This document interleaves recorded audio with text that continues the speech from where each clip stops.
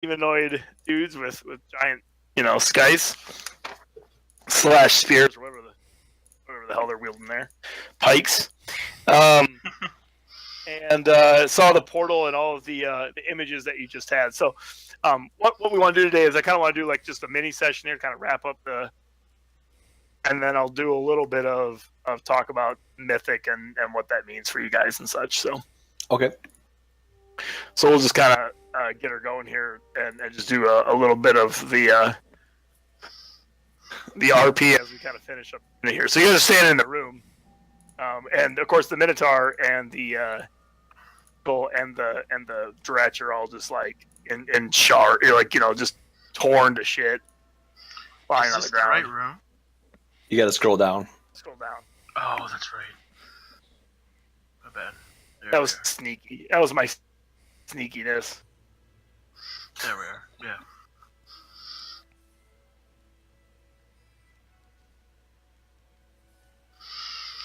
Just gonna kind of look around and be like, what the hell happened?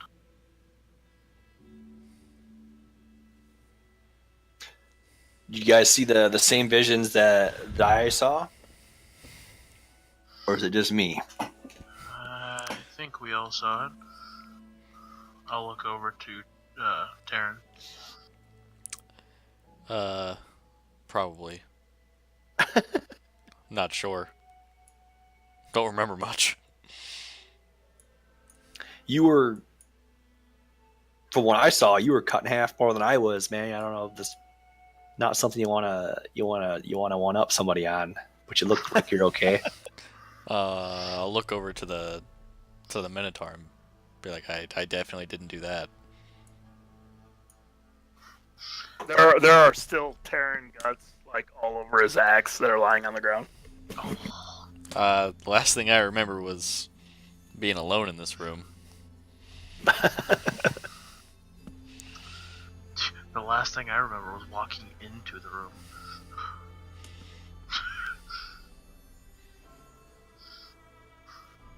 Well, I think it's safe to say the Wardstone was destroyed, and if our visions are all of them were truthful, all of them are gone now. Which is not good. Good for now, but who knows? Who knows later? Yeah. Well, let's clean up here and finish searching around, and we got to get outside because I'm sure everybody's wondering what the hell just happened because all those demons out there got cut down. If it's any indication of what happened in here. Yeah, and you guys, as you say that, you could start hearing like cheers and shit coming out from the outside of the courtyard. Up, kind of penetrating the walls a little bit because you guys are toward the roof. So it's kind of coming in through the roof since the building itself doesn't have any windows. So it's not like you can look out there, but you can hear other noises kind of coming from outside there. I guess, I mean, do you see your sword? And I'll start looking at the bodies. Oh yeah, almost forgot about Radiance. I did not forget about Radiance. Your bet they'll be pretty upset if I don't come back with it. Well, I guess let's scour the... So you guys are going to check these chambers out? Is that what? yeah. Yeah. You guys kind of do a full search of the chambers. Go ahead and who's searching the Wardstone chamber? I was right there, so I will. Okay, so why don't you go ahead and give me a perception check to see what you... Hey! Sorry. See what you find. My wife just shut the light off on me. Darkness. Wait. Hope you got a light spell. Walk into a black room.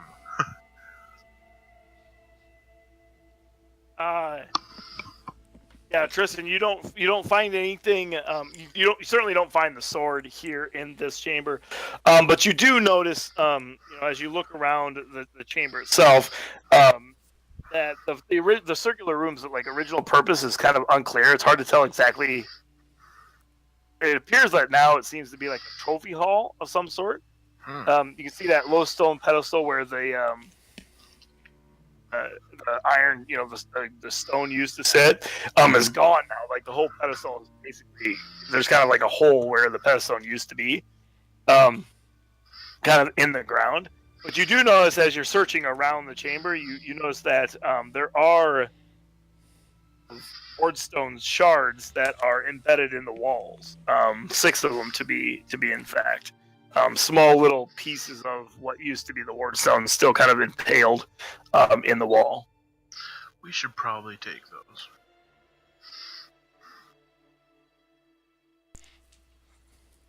Can I walk over and just kind of like touch one and see if there's anything magical left in it, or if they're just like birds I can tell, or? Yeah, sure. Yeah, you walk to the wall and you kind of, grab a hold of one, rub it, whatever. And you can tell there feels like a soft emanating from them. So you kind of come to the assumption that like they probably contain a fraction of the original power, and certainly not the spec that created their purpose is still there, but there's still some charge left over. Okay. I will tell Tyrion, yeah, he's probably right then, and grab the ones that are around me. Okay. I'll get them all if the other two aren't grabbing some, but yeah. Put them in the bag of good. I don't have a bag of good. Don't put them in the bag of evil. Gotta keep your bags separate. We got them labeled. That might be another explosion. I don't know. Alright, yeah, I'll round them up. Okay, so it takes you a little while to do that, because to try to pry them all out of the wall without breaking them does take a little bit of time. I mean, but you'd eventually be able to wedge them out of the walls. So maybe 20 minutes. Okay. Or so, probably less than a half hour total. But yeah, that's kind of what it takes to do that. All right. Well, half an hour later, I'll come back and I didn't find anything else in this chamber. That was just on a note. Yeah, while he was doing that, I probably would just be like trying to search her body for any like notes or paperwork or. Yeah. Okay, so as you search the body, and are you searching? Okay, so you're gonna search. Yeah, probably turn him Minotaur, over basically. and yeah. The Gretsch you don't find. He's just a dude. He's just a naked dude. Great. So yeah, you're not finding anything of use there. But you do notice, in particular, as you're examining the much shredded corpses, that the holy energies didn't do any damage to any of the gear. It basically hit the body only, right? So, and it's pretty clear that the gear itself is still in good shape. For the Minotaur, you find a few different things on the Minotaur itself.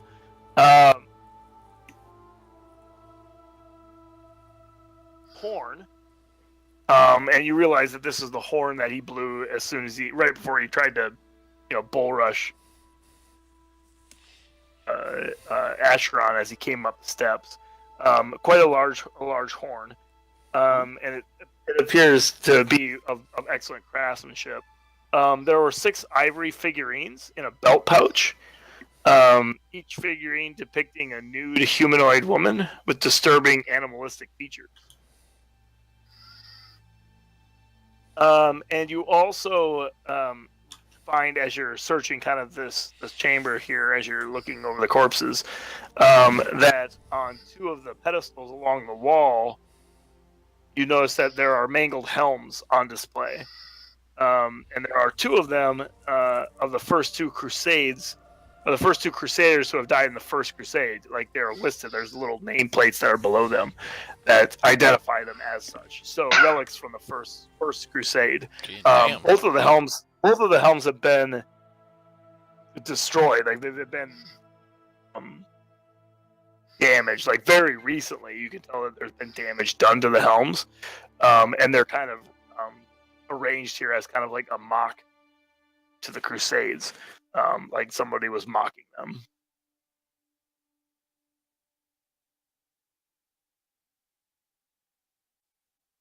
The Minotaur also has some other gear on him as well. He has a great axe, a giant great axe, big ass +1 great axe, I think it is. Is it bigger than Valentine? Yeah. Oh yeah. I mean, like, because this is a Minotaur size great axe. Yeah. This would be a giant weapon. Dang it. I'll look over at Valentine's. I don't think so. I'll just look at it like, at least let me try. Go ahead. Get it out of your system. It's a huge freaking axe, but You can always throw it. You can, what the hell? What the hell? You can always throw it. That's your ringtone on my phone, by the way. What? Dan's always ringtone throw on it. my phone is. What the hell? You can always throw it. What the hell? Oh.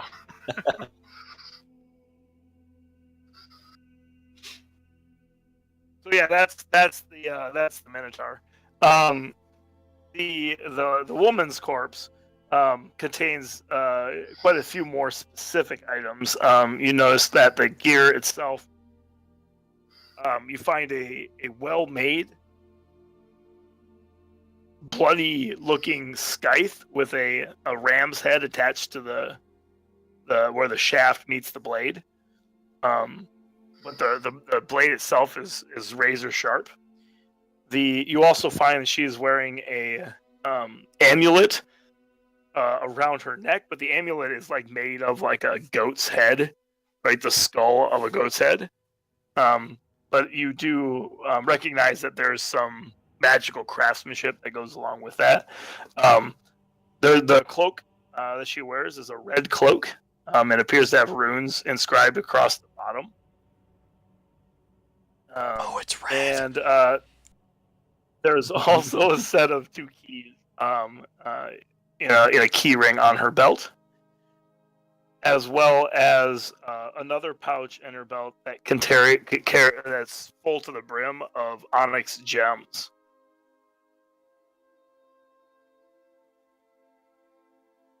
Pouch on her belt contains a handful of gold pieces. It's about 30.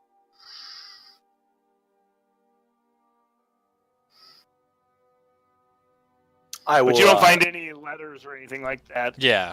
On her. Just looking for a name, maybe. I'll look at Taryn and say, I think that red is pretty close to your hat. Well, I'll kind of whip my cloak in front of me. And, this one's pretty nice. You do a little flourish. Yeah. It's all, it's because it's also red. True. But, you find for sale at Fine Fittings? That's the yeah, real question. that is the question.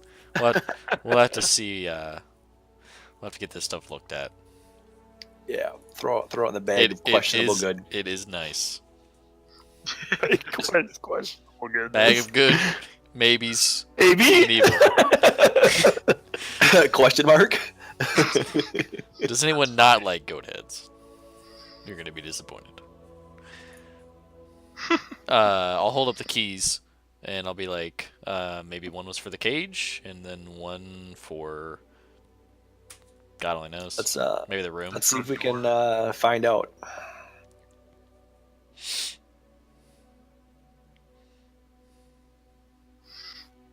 I wish I had this person's name. I'd love to know who the Wardstone obliterated.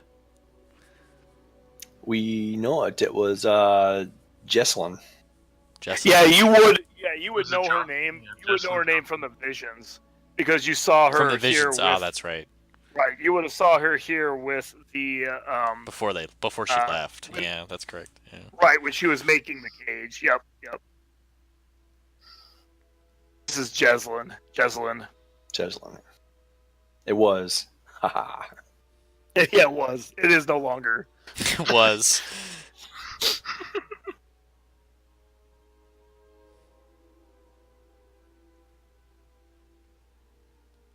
Yeah, because the Mingaho, Mingaho gave her the the wish spell that she used to make the cage.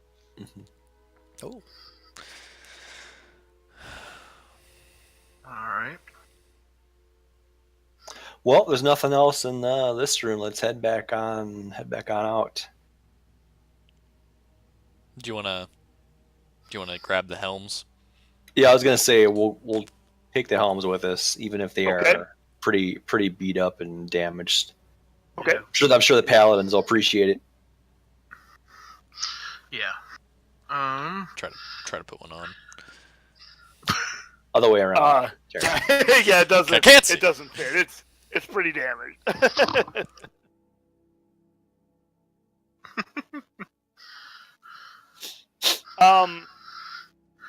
Check and make sure you've got everything here from the rooms. Sure, there's no like pedestal with radiance sitting on it. No pedestal of radiance. No. It's markedly absent from this room. I'm gonna search this room, just see if there's anything noticeable, like a nook or a cranny or something laying on the ground. Sorry, which room? I didn't see it. The one I'm in. Here? Oh, no, Not the sorry. Wardstone room, but The Minotaur room? yeah. Yeah, okay. So, yeah, no, you don't find any, other than the two little alcoves to the north and to the south, Okay. which is kind of where the Minotaur charged from. You don't, you don't see anything there in terms of value. Okay. Is someone taking the horn? Yeah. Or anything from the Minotaur, I should say. I'll take the horn.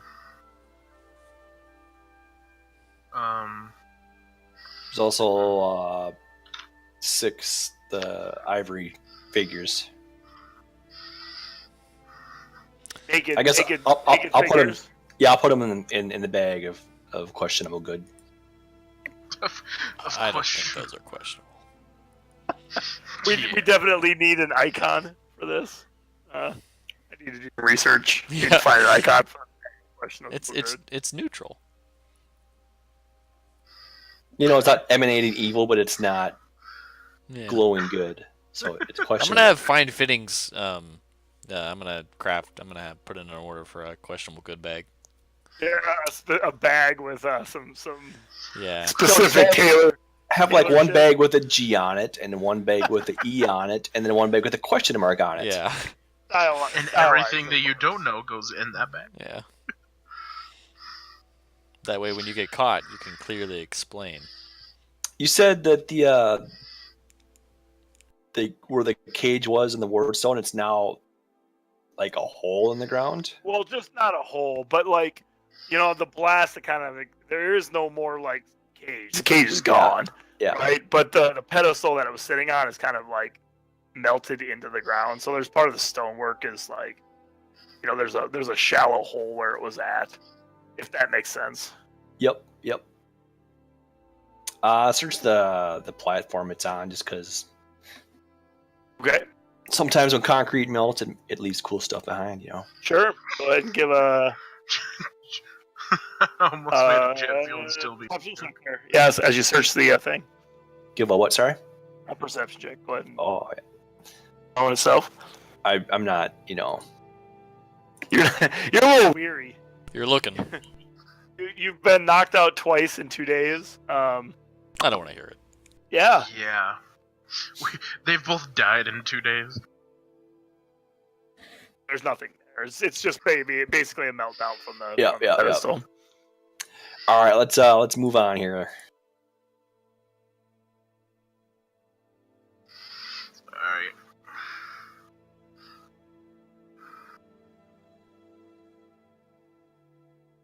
I'm pretty sure we got a couple rooms left that we haven't even looked at yet. Yeah. No, we kind of just stumbled upon. Yeah. We were So from we- zombies to giant minotaurs. Are we going down? Uh-huh. Alright. Okay, so yeah, you can scroll up for back down. So you go back down the steps. See the zombie corpse area. The big giant pool. as you walk up to the pool, you notice that the pool itself has been clear of all the shit that was in it before, all the human parts and blood and shit. It's now a shining white pool. That the surface of the pool kind of glistens. It's been completely like purified of whatever filth was in it when you were fighting the zombies. Can I look down in it and just say a little prayer to Imide for thanks for helping us out? Because I could feel that that was her holy power, of course, through me, right? I recognize the flavor of the magic. Yeah, you when the thing exploded. Yeah, when the ward stone. Yeah. Yeah, I mean, like, or was it just holy? It wasn't certain. It wasn't just from Imode, because the ward stones are almost bigger than that, if you will. Yep. But certainly she would have had a connection to it for sure. Either way, thanks for bringing my friends back to life, right, and saving us and all that good stuff. Okay. Probably felt each of our gods within us at that point. Yeah. Any that are watching. Yeah, in some fashion, for sure, right.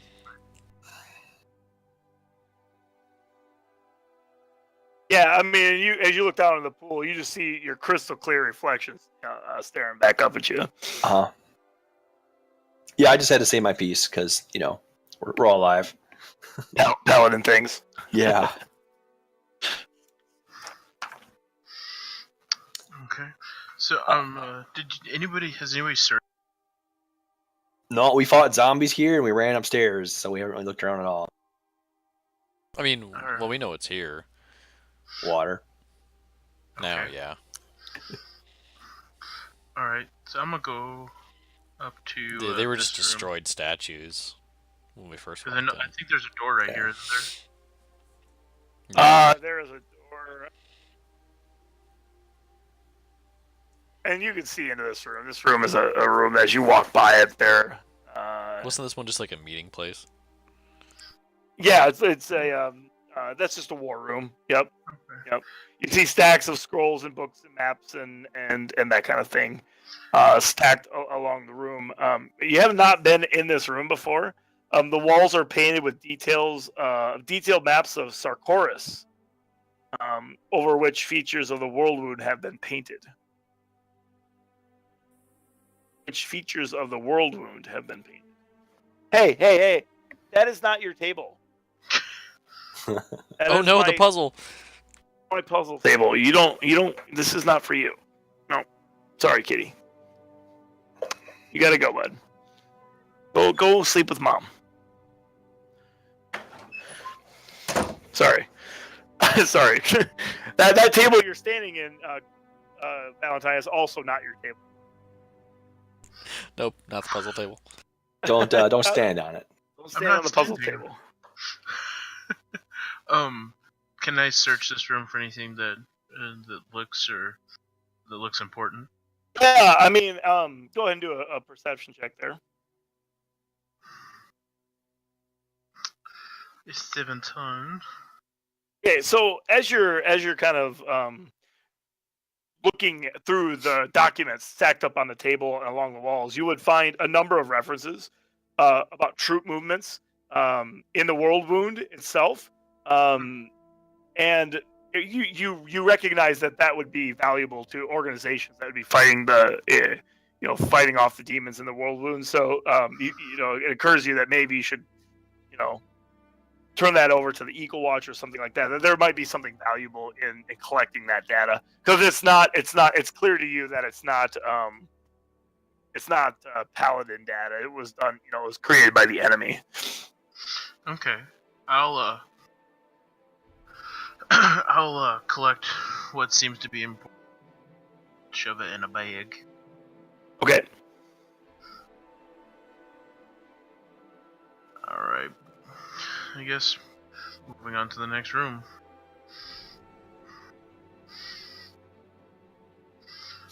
Go down to here.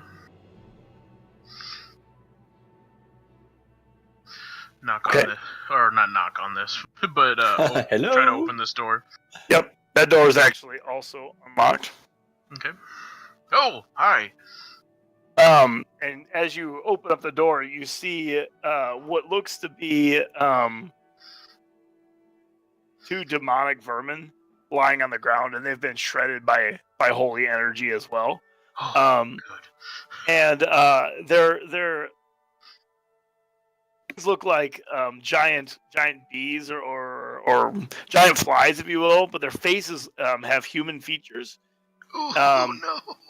That, as they're kind of torn apart. The deformed maws are kind of, and even though they're shredded by this holy energy, you can kind of get a sense of what they look like. Mm-hmm. You also notice that they have tiny half-formed hands on the tip of each of their spindly legs. No. This is the most horrifying thing. Like little Trump hands. Little Trump hands, little Trump hands on the end of the legs, for sure. You also notice a door standing ajar southeast. And you notice that was the room where you kind of climbed up and looked in the vent. You can see the little vent right there on the front of that, where you were kind of trying to look in the barred gate. This is the room you were looking into. It looks just like a little eyrie. It's a little watchtower, where there's a stack of parchment and quills inside the little eyrie here. And the walls are lined with small straw-lined bird cages. A pot of ink just kind of stands here. Tiny cylindrical objects where you can put like the scrolls and shit into them. Basically it's just an eyrie for messages and whatnot. Oh, there's nothing living in the cages, but there's a bunch of bird cages along the outside. And does it look like there's anything in here of importance? Not as you do a quick scan of the room. It doesn't appear to be. It looks like the had their way with whatever used to be in here, and then they died with the same thing that hit the stuff upstairs.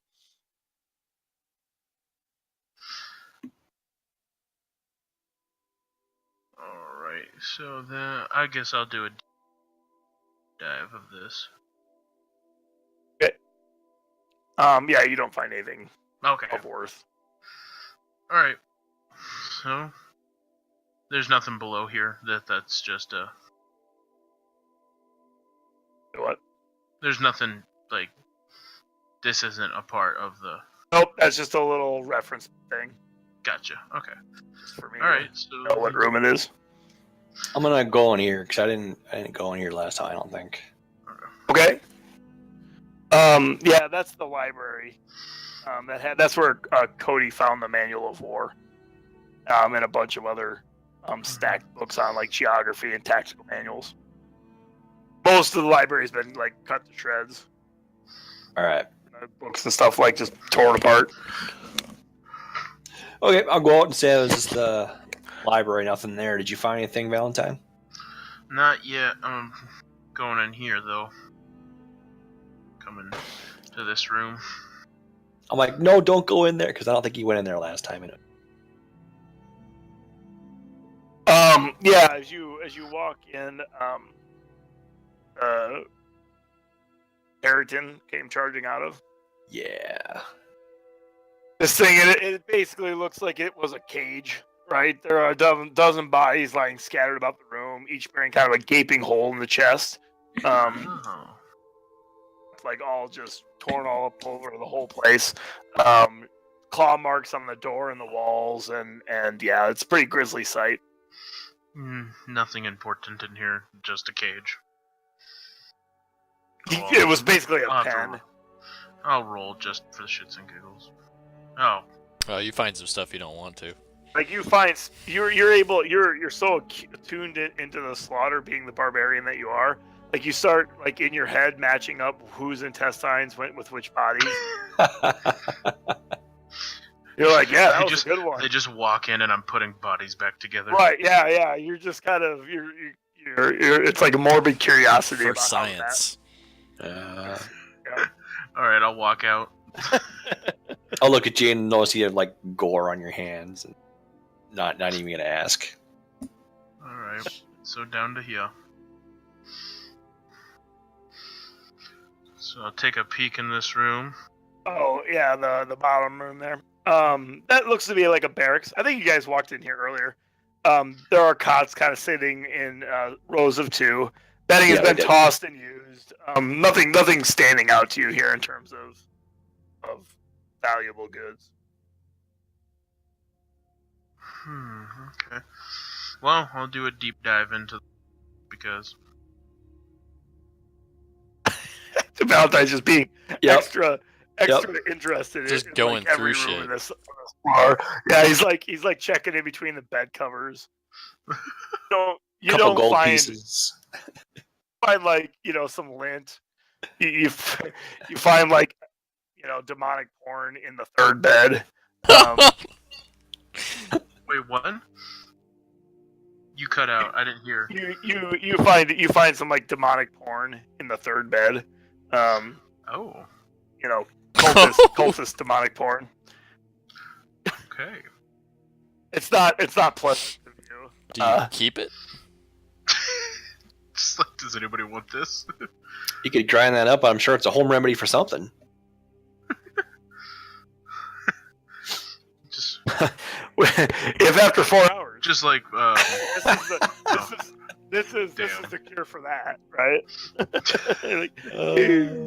What else is a horn good for? Gosh dang it. That's funny. Well, I'll see Valentine walk out of that room with like a stupid grin on his face. And... What'd you find in there? Oh, nothing. Huh. Alright, let's keep searching. I think that's it for up here. We have to go back downstairs. Well, let's keep moving then. Okay, so you guys are gonna go back down. Yep. Down the next floor. Down. Going down. What? Flames went up.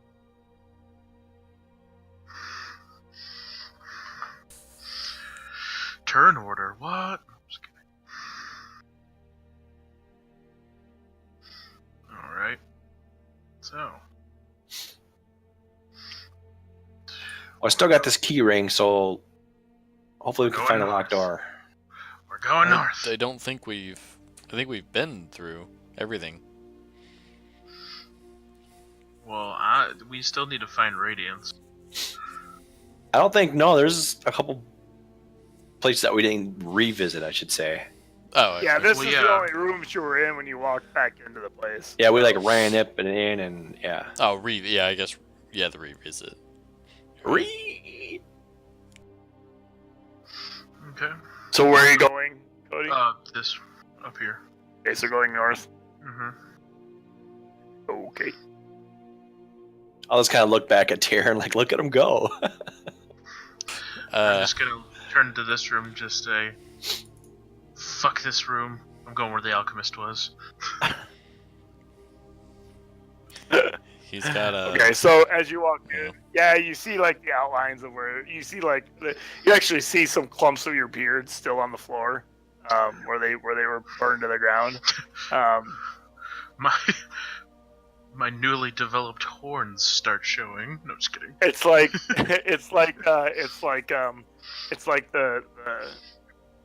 the chalk lines at murder scenes, except it's like a dwarven burn line along the ground. I'm gonna search this room. Okay. Let me press the button. He's really searching. That was like triple search of that room. He's checking under the bed, under the table. I only pressed it once. That's weird. Okay. He gets out a pickaxe, just starts hammering at the walls. There's something here, damn it! Anything that was different from when you were here before? Nothing is? Or Nope. No. Alright. Damn. Come back in the day's time since you left. Alright. What is this here is just the That's just Nothing? the stairwell. Like it's nothing. aha. Port I wall. found nothing. I found a You're just wall. tapping the foundation. Let's go. Figure Valentine will holler if he finds anything, so I'll check the old library where the Cody, why don't you do a perception check where you're at, actually? That's what I was gonna do. Okay. You notice that there is a softly glowing door along this wall. A softly glowing outline of a door along the wall. I'm gonna walk up to it. I'm gonna touch it. Feels like a wall. Feels like a wall. Yep.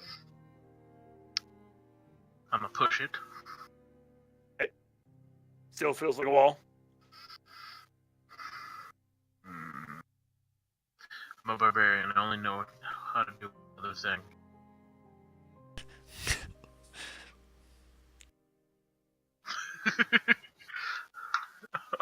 I'm gonna roll up. said- Roll you said it was- perception. It said it was Barbarian glowing. checklist. What did you do, Cody? You said it was glowing. Yeah, it's glowing. It's like a shining outline of a door, like kind of like just this glowy light, like a curved door. I'm just gonna say, open sesame. The password is crickets. friendship, dude. French. It's Boston clam chowder. They open and enter here. Yeah, yeah.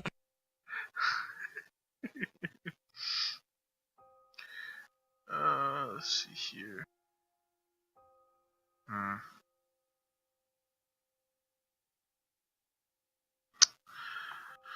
Oh gosh. I'm gonna touch my weapon to it. See if that doesn't. You're just gonna like hold your weapon up to the wall. I'm gonna touch it with my weapon. Okay. You're now standing with your weapon next to the wall. Yep. Okay. Nothing. Exactly what I wanted. Not nothing. Nope. Fell right in my hands.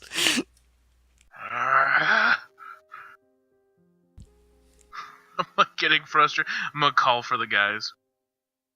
You guys hear dwarven frustration shouts from down the hallway. I'll look back at Taryn and shrug and jog up here.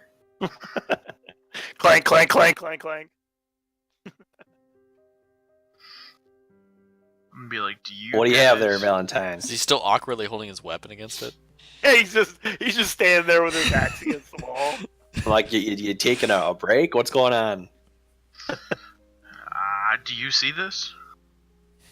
That's a good question. I see you standing Do we? in front of a wall. Do you see it glowing? Yes, you guys all see it. Yeah, I'm You like, guys all do see we? the glow. Yeah, you all see the glowing outline. Is it? Can I look for a keyhole? Sure. I'll hand Taryn the key ring.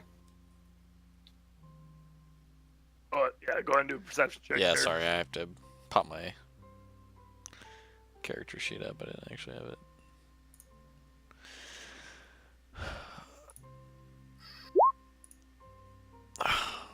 It's not very good. Yeah, you find no keyhole. Use your Do you still have thimble. that mithril tube? Yeah. Yeah. The magical triangle. Oh. I'll pull it out and ding it. It makes a nice solid open, chinging chime that fills the chamber, but nothing happens with the wall. Betrayed. Betrayed. Let me step in there. I'll see if I can discern anything.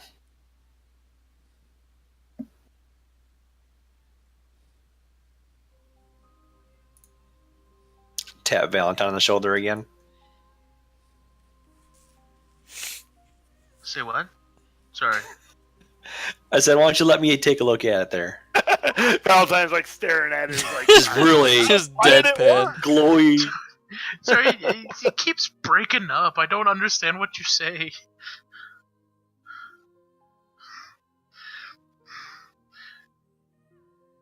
This, this lovely oaky Northern California internet. Good stuff. I'll put my hands on the inside of the glowing outline, Okay. And what are we gonna do?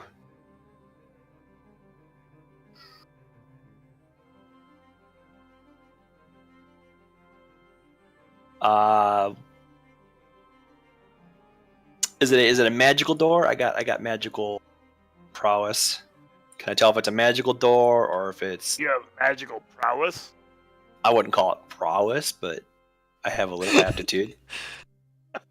If we're being honest, you know. It's important. Like, detect magic. I have detect. Wait, do I have detect magic? I don't have any cantrips. I can detect auras.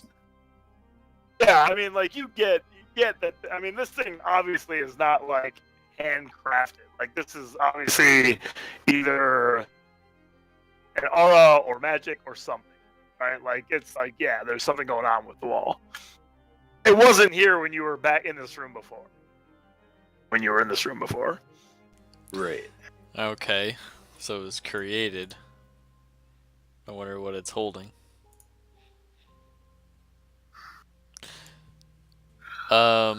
Is there any inscription?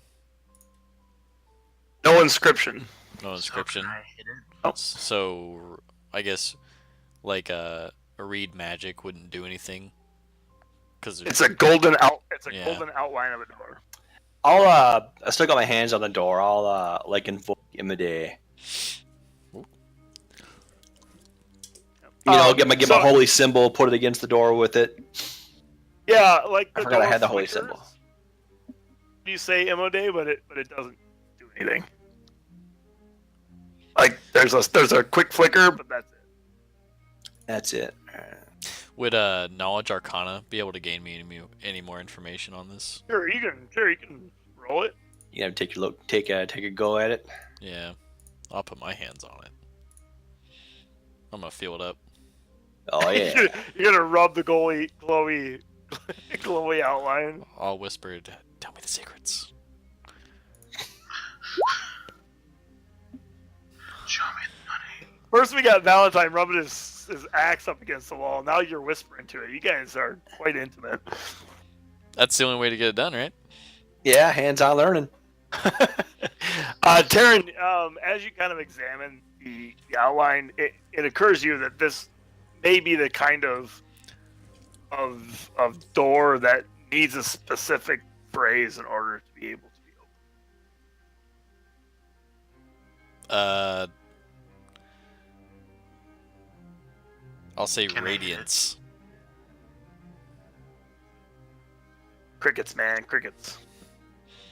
I'll say, fuck it, Thunder, and I'll leave. Thundercats! Ah! Sorry. I don't have time for this wizard shit. Can I hit it? Oh. he made like a bitch out of that room. Just sprints out of it. He's gone. What happened? I'm gonna look over at Tristan and be like, can I hit it now? No, it's a magical door. I don't think you're gonna break it. If it's a ghost door, I can break it then. Well, you can put your hands on it, so it's not a ghost door.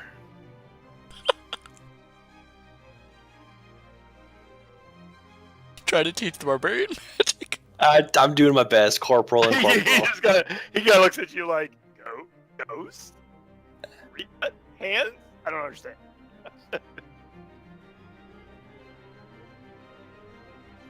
Well, there's nothing we can do with this. I mean, Something we could- happening that I'm not realizing. yeah, we're making fun of you. Let's go. Okay.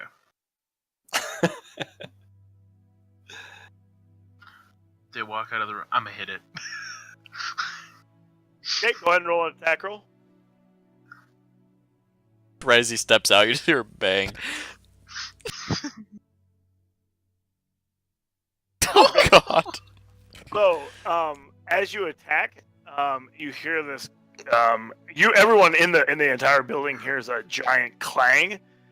Cody, you're thrown back across the chamber and slam into the back wall of the door, and you're gonna take half of the damage you just did to the door. So 58. So 26 damage, 29 damage. Oh my god! Wait.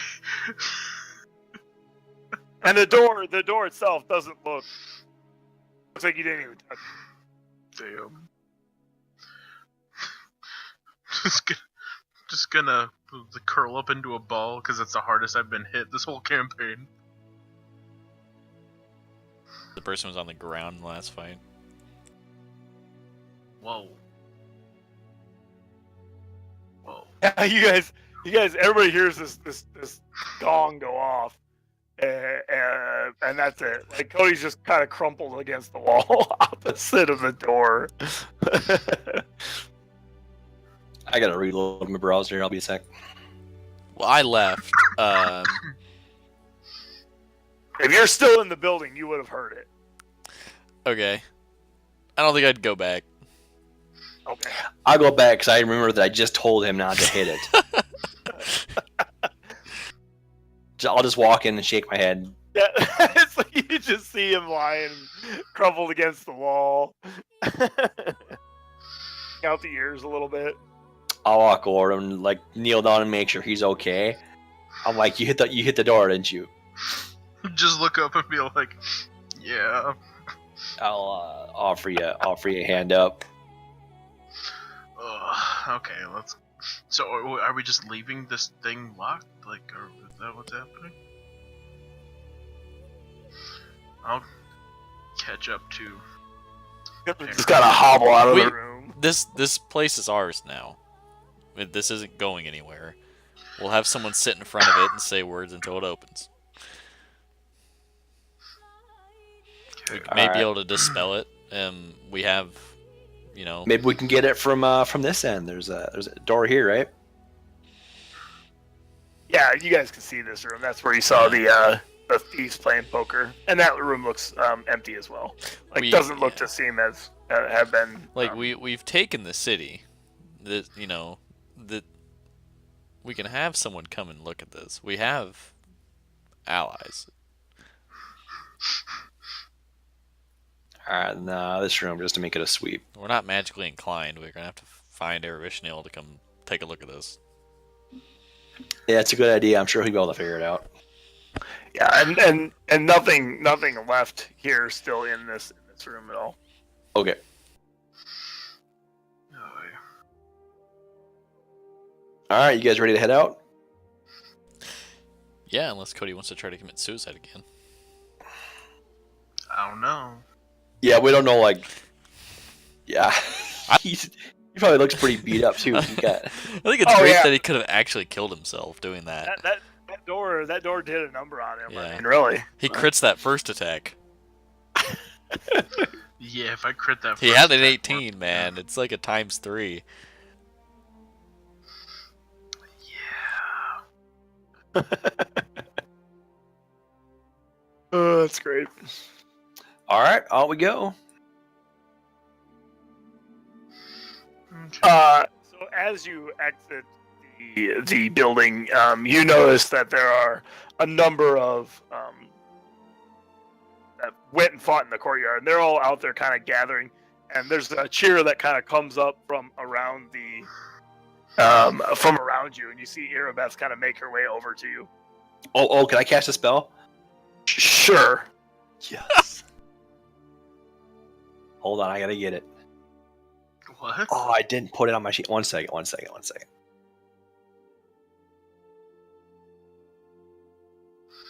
Come on, spell list. Whoa. Why is there a shroud? Oh, it's just left over from the last time you guys fought out here. Okay. Cody, that's the spot you still see playing against the wall by a door.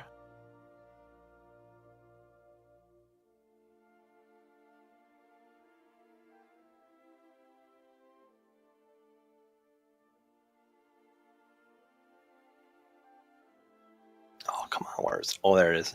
There it is.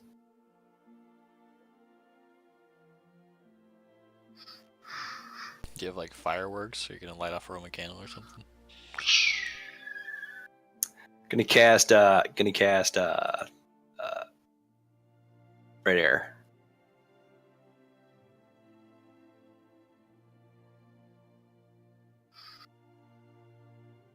Wow, that's pretty badass.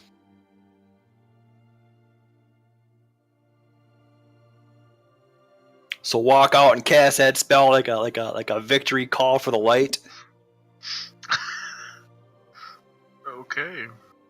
Nothing coded about it, just straight up. Just a clear kind of Yep. ringing sound, yeah. Oh, Yep. oh. It just echoes across the city, and all the people out there start cheering. Erebeth kind of gives this big, as she's walking towards you. I look a little abashed, but not much. I'm pretty proud. And yeah, she walks up to you guys, and quite quickly, and starts shaking hands and clapping on the shoulder, and says, "You've done it! You've done it! You must have!" And she kind of points to the courtyard, and there's like all the demons that they were fighting out there are all fucking shredded. I mean, like everybody's gone, and you would have seen that in your vision, right? I mean, because each of the cities that had a ward stone in it kind of had the same thing happen, and all the other like, and making noise, clanging their swords. I'll say yes. We were successful, or partially successful. She says, "I didn't expect the one surrounding, but it looks to be everybody here in the courtyard was affected." Yeah, it was demons in this city and other locations as well. But I'm sure we can talk shop once we get somewhere. For now, it's a great victory for us, like you said. She kind of looks confused and mildly concerned when you Yeah. say that. But she's like, "Oh, well, of course, let's head back to the Defender's Inn. We must celebrate, and certainly there's still some folks out here that need their wounds seen to." Absolutely. But what about the door?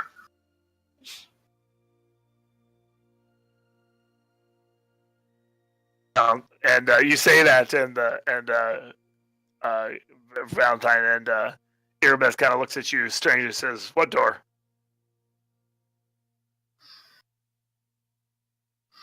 I'm gonna look up at Tristan and Darren. Feel like was There is a magically sealed door in the one of the back rooms. We don't know the code word to open it. It's obviously storing, we hope, radiance, but we're not sure. We can't get it open. She kind of like just goes like, "Huh.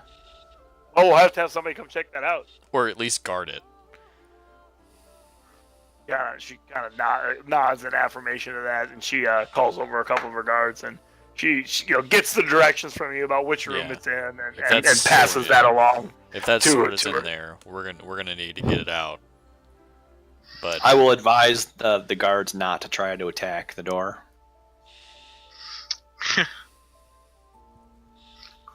Nah. She says, "So what? We can't just beat it down?"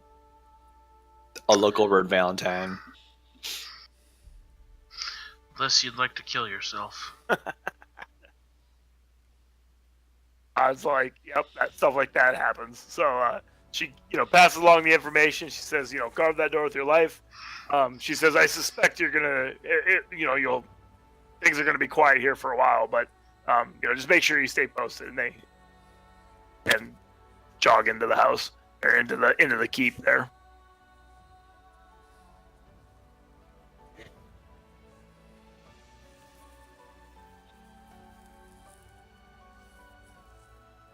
So she turns to you and just says, "Okay, guys, let's head back to the inn, and because certainly we are able to thwart whatever plans these cultists and demons have for our city, and hopefully we can find out more about."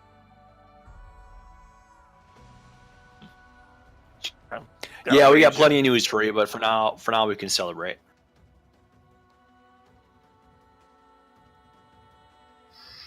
So you guys want to head back to the inn? Is that what you?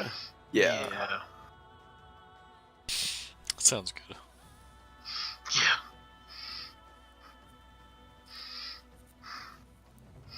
We've been dead on our feet, dead off our feet. Almost dead. Just dead. Period. Yeah.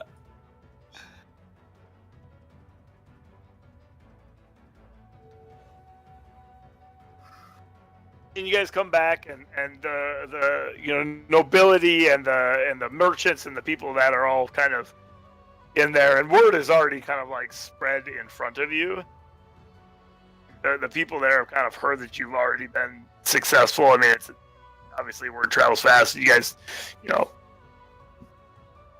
would have sent back word before you had even left that it appeared you were successful. The people, they're clapping and cheering for you as you walk in, and a number of the nobility come up and shake your hands and introduce themselves. They're much more and interactive with you than than they were like before you left, right? Mm-hmm.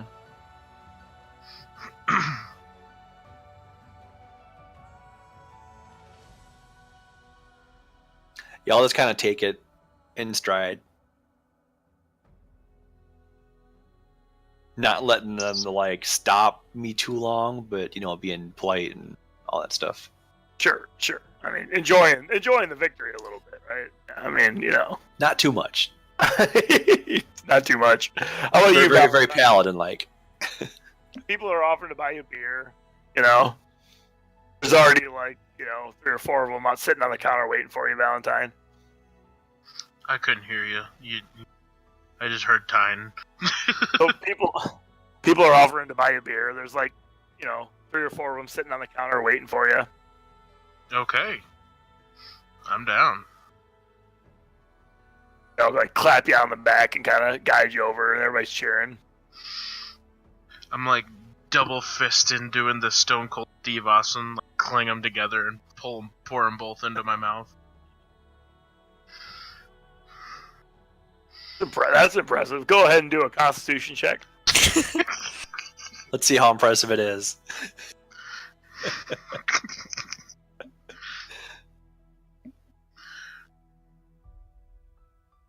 Oh yeah. Oh. I mean, at this point, you're probably drinking to forget, right? Yeah. It's some strong ale, but there's some leftover residual effects from getting door slammed. So it does make you a little bit woozy, almost immediately. That's fine. It doesn't knock you out or anything like that. I mean, it's good beer. It's not like poison or anything like that. It's not alcohol, but it's not like you're just no problem. It's definitely going right to your head.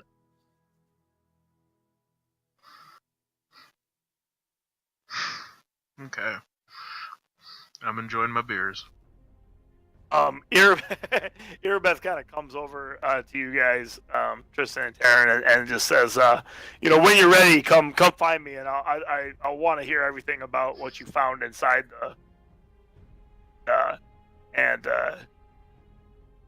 is happening here in the city. All reports from Greywatch is that activity has ceased. Obviously, there's still cultists in and about the city, but we don't have demons to worry about right now, it appears like. And I suspect the cultists will be less prey without their demonic allies. It's good news. Very good news. I'll say, the sooner the better while it's all fresh. I'll just get out of this armor. And, Okay. I'll say this: the armor served me well, though. It might not look much, but it was great. Get out of the bandit armor for now. Yeah. I'll go return it to the armor who borrowed to me by the by. Okay. And he kind of takes it back with some reverence. He's like, "Oh my God, I'm holding the armor that was worn by, while the wardstone was shattered, and because word is spread that you guys shattered the wardstone, and so he's holding your armor in reverence." I'll just give him a quick bow and then thank him for the loan because it did me good. And he says, "Of course, anytime, and I'll get that other stuff fixed up as soon as I can. I'll try." I'll just give him a polite nod and head back into the main room. And as you're walking out, like he's calling over people, and they're all like rubbing the armor. I should have signed it. I should have.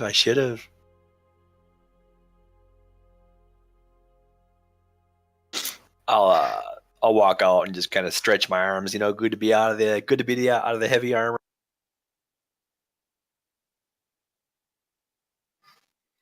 Yeah, and the people around you, recognize that, like, yeah, it probably is pretty good to be out. I think you're kind of being able to stretch, and they're trying to not like hoard you. Right. You're kind of getting like a constant stream of people coming up and shaking your arms and that kind of thing. What's Valentine up to over here? Still chugging, partying? Yeah. All right.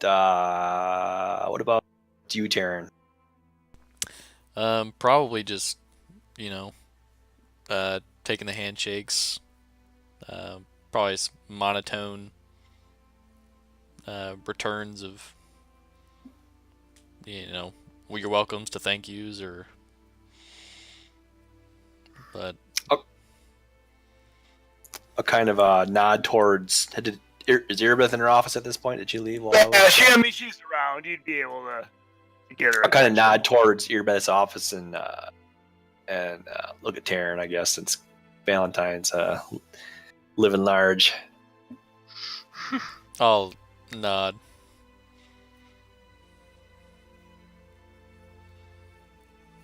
I'll actually stop by the bar and ask Valentine if he wants to go talk to Erebeth with this, or if you want to stay out here looking at the double-fisted empty beer mugs in his hand. the beers just keep coming. I mean, really. Yeah. So you want to come with us, Valentine, or you want to stay at the bar?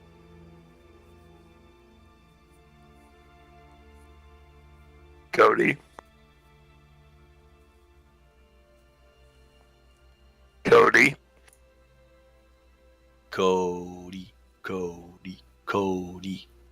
He's gone. Okay, he's passed out at the bar. Let's go. He's dead.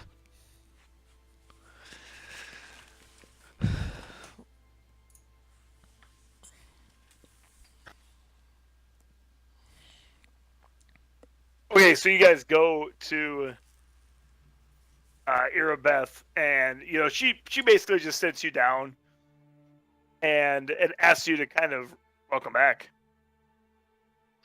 Sorry, I couldn't hear anything. Better now? Yeah.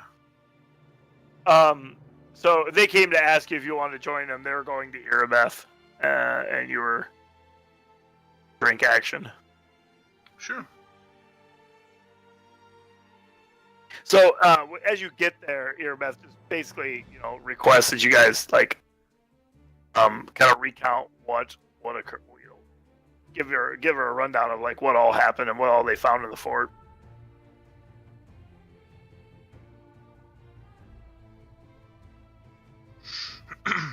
Do you want us to give that to her, or are we just gonna relate it to her? Like, yeah, we can do a little bit of that. Actually, let's. I guess I'll just give her. Do that again. You can give her a rundown. Yeah, just a quick rundown of downstairs and running into Jocelyn and the giant minotaur that was almost the end of us all, and me breaking the ward stone and kind of go over the visions, mostly the visions of the other ward stones being drained of energy and going dark, and the other demons in other cities being killed like they were here in Kenris.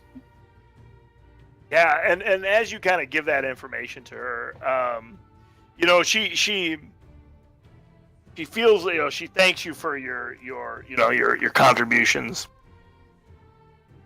and your efforts, and she's definitely concerned about what's going to happen next.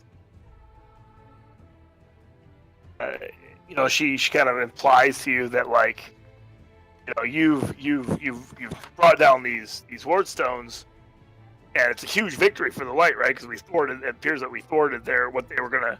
You probably saved us all of us paladins and clerics here as they're near the war zone. But he says, but it appears our fight is just beginning. The demons will discover soon enough that we no longer have the protection of the ward stones, and we must be ready. She says, I hope that the Queen's army gets here soon, and we can inform her about what's going on, and I hope we can count on you guys to continue the fight. Your leadership here has really rallied and inspired the men. Yeah, absolutely. You can count on us. Yeah. Here to stay. She kind of nods and says, well, you can certainly take some time here to relax and take some well-deserved rest while we can. Our Crusaders should be able to hold the ground in what territory we have, at least for the time being, while we try to formulate a plan. Any kind of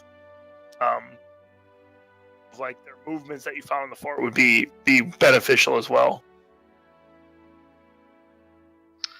I'm gonna give her all the documents in the war book that I found. Okay. And when you hand her the manual of tactics, like she becomes very excited. She looks over, she whistles, and she says, "Wow, man, our fighter contingent among the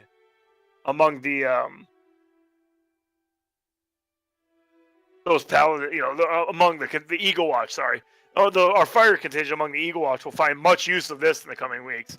This will be an exceptional way to train and prepare our armies," she says, and she thanks you like a number of times, Cody, because she feels like the information that you give her will be useful in planning, what comes next.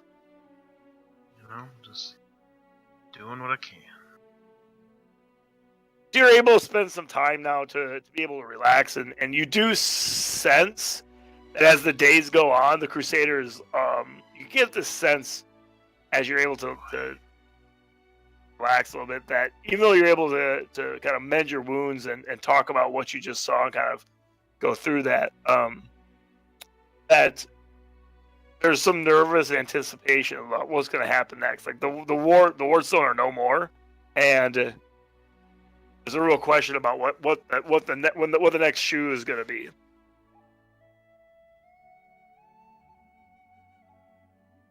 Okay. Did Anivia show back up and Erebeshnia?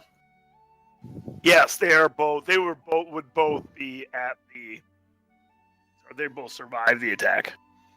All right, I'd be happy to see him because I only saw Erebeth. Yeah, they're both. They were both here. You'd be able to seek them out and ask them, or interact with them in any ways that you might want to. I just want to mention that magical door to Erebeshnia. He when you talk to him about that, he would kind of nod and say, "Yes, that's good to know." He says there are many such about the paladins and the crusades that were stashed away and stored away. He kind of ponders for a second. He says, "I suspect it was a stash house for weapons when needed, especially considering it's at the Great Garrison." He says, "We'll have our people go and examine, but its passcode may be lost to history, but I will do what I can." He kind of. Yeah, maybe there's some old book laying around that's got a record of the passcodes, but I figured I'd just at least mention it to you because it seems right up your area of interest. With So lore. I'll have search what we can from what wasn't damaged, at least. I'll give a nod of thanks, and tell him to enjoy the reprieve, and glad that he made it through all this. Yeah, and he kind of nods back at you and he says, you guys really did save us. He says, you should consider yourselves. We consider ourselves blessed to have you guys, take up the cause for us, and certainly, I myself am lucky to have found you guys in the dark below. He says, I fear if I would have been there by myself, I would have been dead long ago.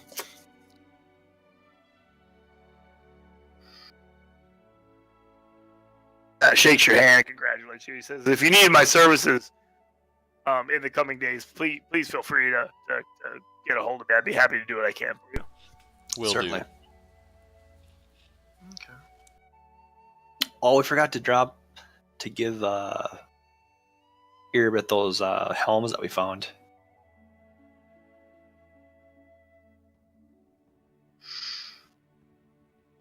We can do that. Yeah, that's Go why we back grabbed there them. and give those to her. Sure. Yeah. So when you turn those over, it's kind of this whistle of awe and reverence on her face as you hand them over. To her, and she looks at you and says, I think you guys need to down in our clerical department. She says, I believe they can be recovered with a make whole. She says these artifacts would be much of encouragement to us. She says they're damaged, but I think they can easily be restored if you want. And they would be of great value to us, at least as symbols of that first successful crusade. It would be nice to see Yeah, them all. Yeah, we've lost a lot here, so it'd be nice, like you said, to have a symbol of success and maybe like something hopeful to look upon for the paladins. It's part of their history. Yeah. So she nods. She says, yeah, for sure. Being glad that you were able to recover these, even if they they were to spoil by demons, we can do what we can to. She thanks you and says she'll update you once she's able to. Once the people have been able to work on those and give you an update on their condition and where they'll. She says, I suspect we'll show them, display them to the population once we're able to restore them. I want to return her longsword to her too. Okay. And she kind of takes it. And she says, "For what it sounds like, it got some pretty exciting use in the one day you had it in your possession." She says, "Are you sure you don't want to keep it?" I'm sure it belongs with you. She kind of just gives you a short, curt nod and buckles the sword to her hip. And she says, "I thank you." She says, "I'll make sure it continues to find use in this war." I have no doubt that it will.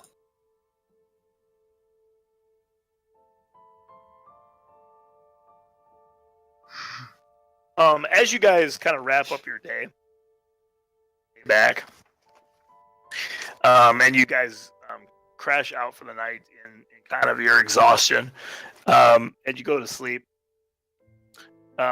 Shortly after you fall asleep, you find yourselves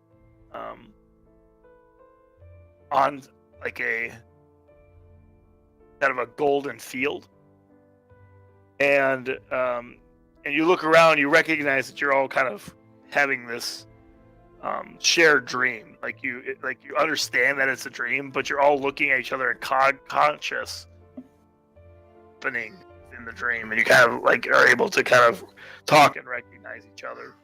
Oh, lovely. And as you're sitting there, all of a sudden there's a bright light on the horizon. Moving toward you through the field is a scarred but beautiful woman dressed in plate armor, who walks slowly up to you, holding a dented shield in one hand and a helm in the other. She thanks you for your kindness and apologizes that she cannot help you in the future. She says, I release a token of my gratitude. And before you can even reply back to her, she kisses each of you on the brow. And the dream seems to take, but it's over in minutes, and you all kind of come awake with the kiss as it touches your head. And you feel like you've been strengthened by this holy energy, and this touch from Imode herself. So as part of your the end part of your campaign here, you had earned a few more devotion points, and so as a reward for that, Imode has decided that each of you will gain a permanent +2 to a bonus to the skill of your choice. Ooh. Hmm.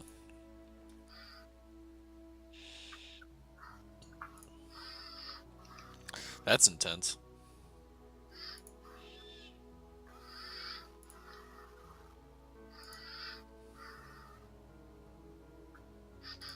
Like there would have been more to that boon, but it was used up on the on the resuscitation of Paladin. Resurrection. Yeah. So That's understandable.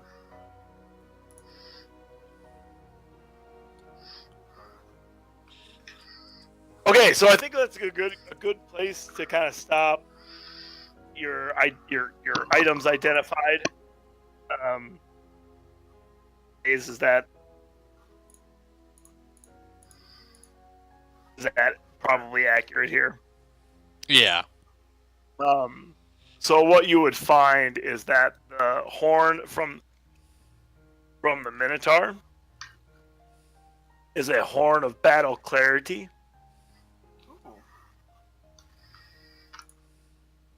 Which is a kind of a barbarian specific item, if you will. Sweet. It's a hollowed out animal horn that rallies kind of nearby creatures to battle. Basically, when the horn is blown, all creatures within 60 feet who have not yet acted in combat are no longer considered flat-footed. And the horn has no effect on other conditions or abilities for flat-footed. If a barbarian sounds that horn, you can spend 2 rounds of rage to act as if you had the superstition rage ability. What's that? Which gives you a +2 morale bonus to resist spells, supernatural abilities, and spell-like abilities. Oh. And +1 for every 4 levels that you've attained. So right now you'd be at a +3 morale bonus. For how long here? Sweet. For the length of the call. So for 2 rounds, right? So you'd spend 2 rounds worth of your rage to gain that ability after the horn is called. Okay. So that's the Horn of Clarity. You would also find that the scythe. Did anybody pick up the scythe, or did you leave that there? Left the scythe, right? I wouldn't have grabbed it. Wait, was that on Jocelyn? Yep. The amulet that you took off of her, the goat skull amulet, it was identified as an amulet of natural armor +1. That's And nice. is a cloak of resistance +2. Ooh. And there were about 350 gold worth of onyx gems in the pouch that you took for as well. In terms of just like raw value from the pouch. How much was it again? Sorry. About 350 Okay. onyx gems.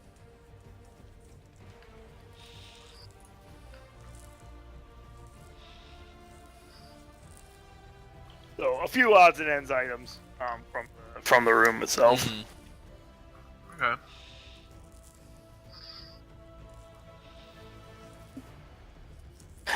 So I think that's a good place to kind of wrap up this first book. We know that, I mean, you would know that if the enemy kind of knows of you, and you've kind of gained this mythical power from the explosion of the ward stones. Kind of what's going to happen next with the ward stones is still up for debate. You've had these visions of various actors at work, including Kora Mazda and Mingaho, and Arilu Vorlesh, of course, the woman that took her vengeance on you and then got bitch slapped by the ward stones.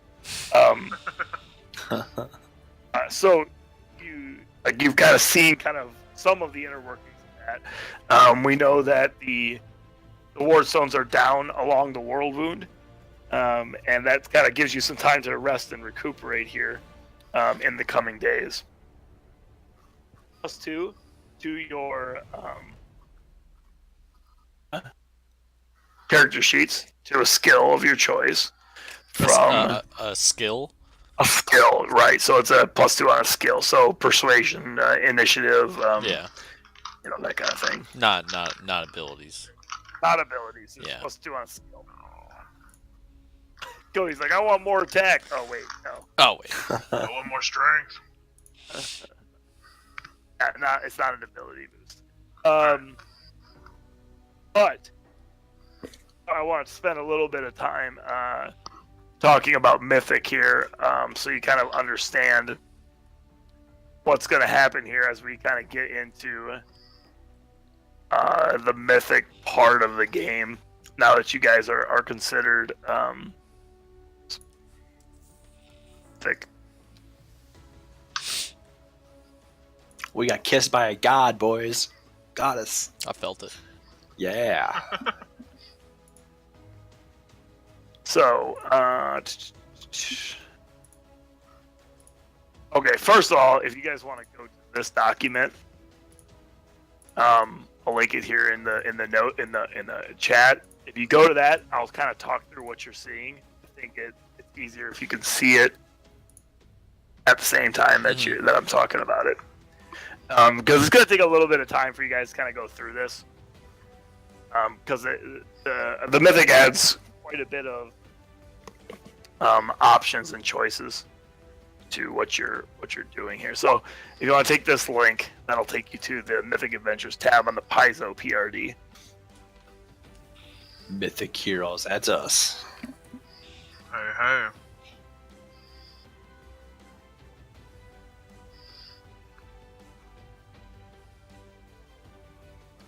Okay, so if you go to this page, you want to scroll down to where it says Mythic Paths. So basically, as you become Mythic, you're going to be selecting a Mythic Path. This is a one-time choice. Like, once you select it, this is the path you're going to go on to become. Your destiny kind of unfolds in front of you. Mm-hmm. Each of the Mythic Paths has specific abilities that it gets as you adopt that. Additionally, so you can see there's Archmage, Champion, Guardian, Hierophant, Marshal.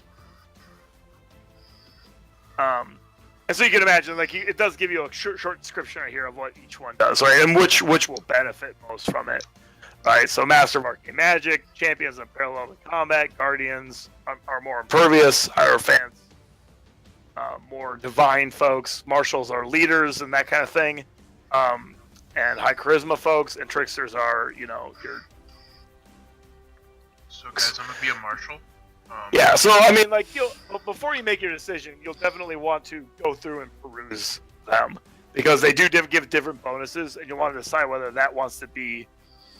If you want to do that, that's fine, Cody. I just want you to take the time to look, because there's a lot to each one. Right now. I think he was joking about the charisma score, because his is like a 7. Oh, it's more than that. It's a 5. He's like, that's why he tried to caress a wall to get a door Yeah. open. I mean, come on. Okay, so if you look at this, there's a couple different things that you get.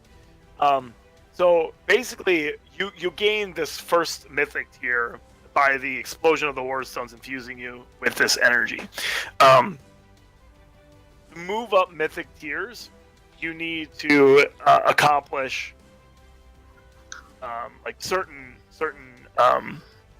tasks, if you will, right? Mythic feats that are accomplished. It's goes along with your general XP, but it's not tied to your XP, right? So you only gain mythic tiers if you do certain feats that will grant you that mythic power. And as such, it's kind of expected that in those mythic tiers that you act in accordance with being a mythic power, right? Because in order to kind of advance along that route, like mythic characters do things that other normal heroes wouldn't do, right? They're going to take on challenges that other heroes would not do.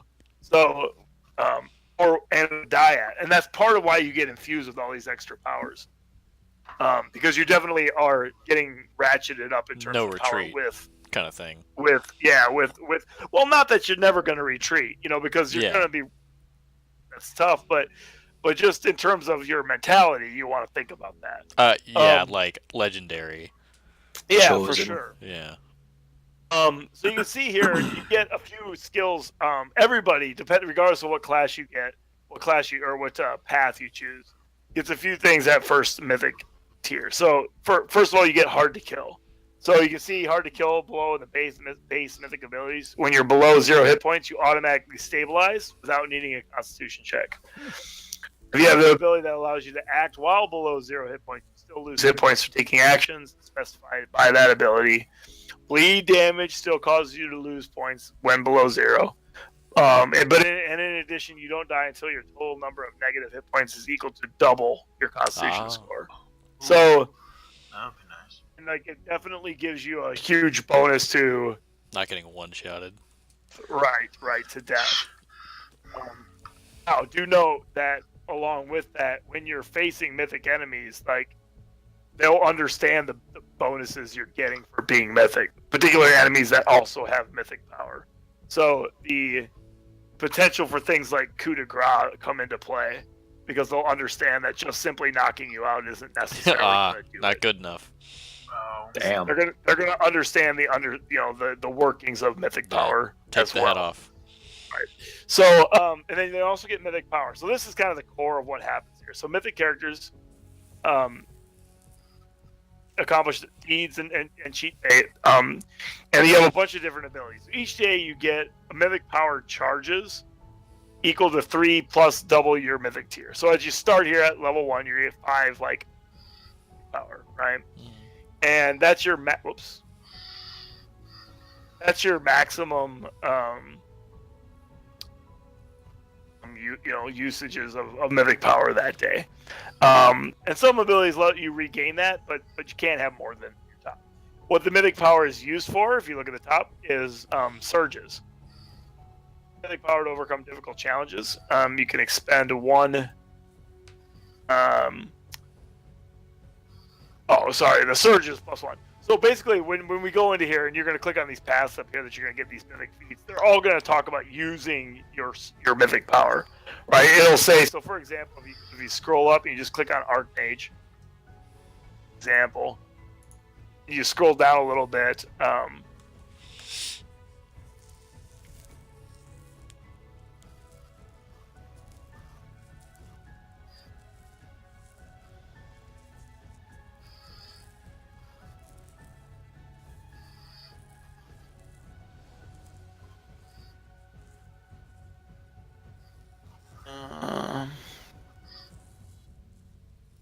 Most of the features So- have. yeah, just look at the features there. So when you choose, I was just trying to find one that described it. I was skipping path abilities, but if you look at the features, so he gets the Arcane Surge, right? So it says as a swift action, you can expend 1 use of mythic power to cast any 1 arcane spell without expending a preparator spell slot.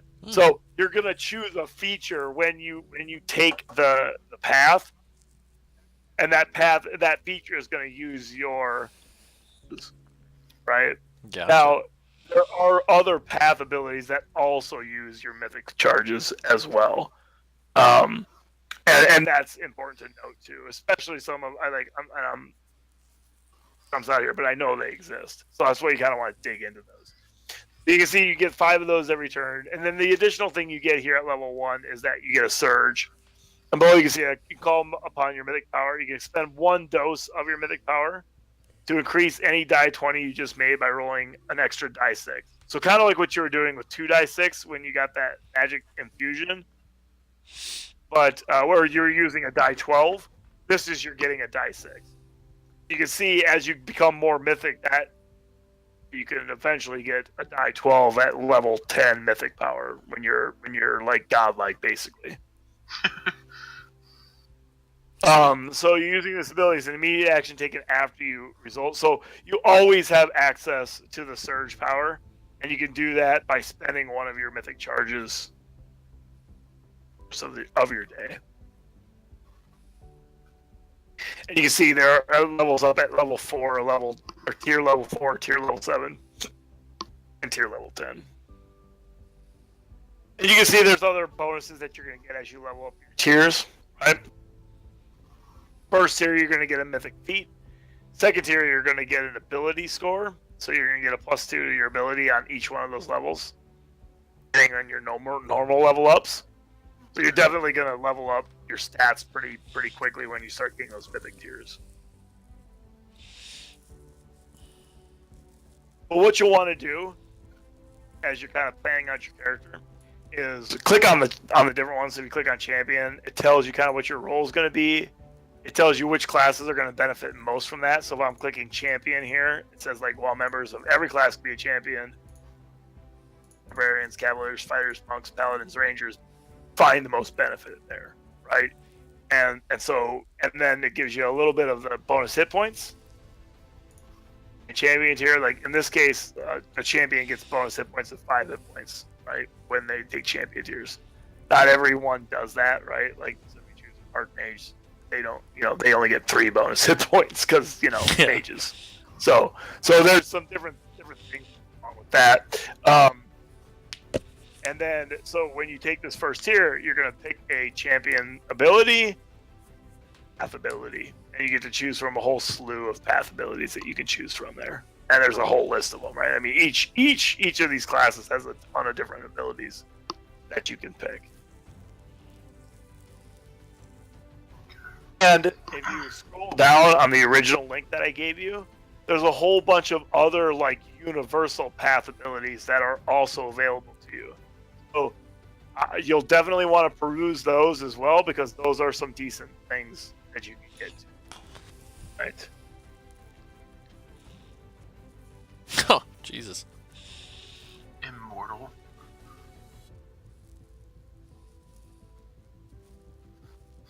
Well done. Now, the GM stuff for this campaign and some of the GM boards that GMs talk to each other about how to run this campaign effectively. A number of them do talk about like you start getting into the mythic. You really start getting into the mythic levels.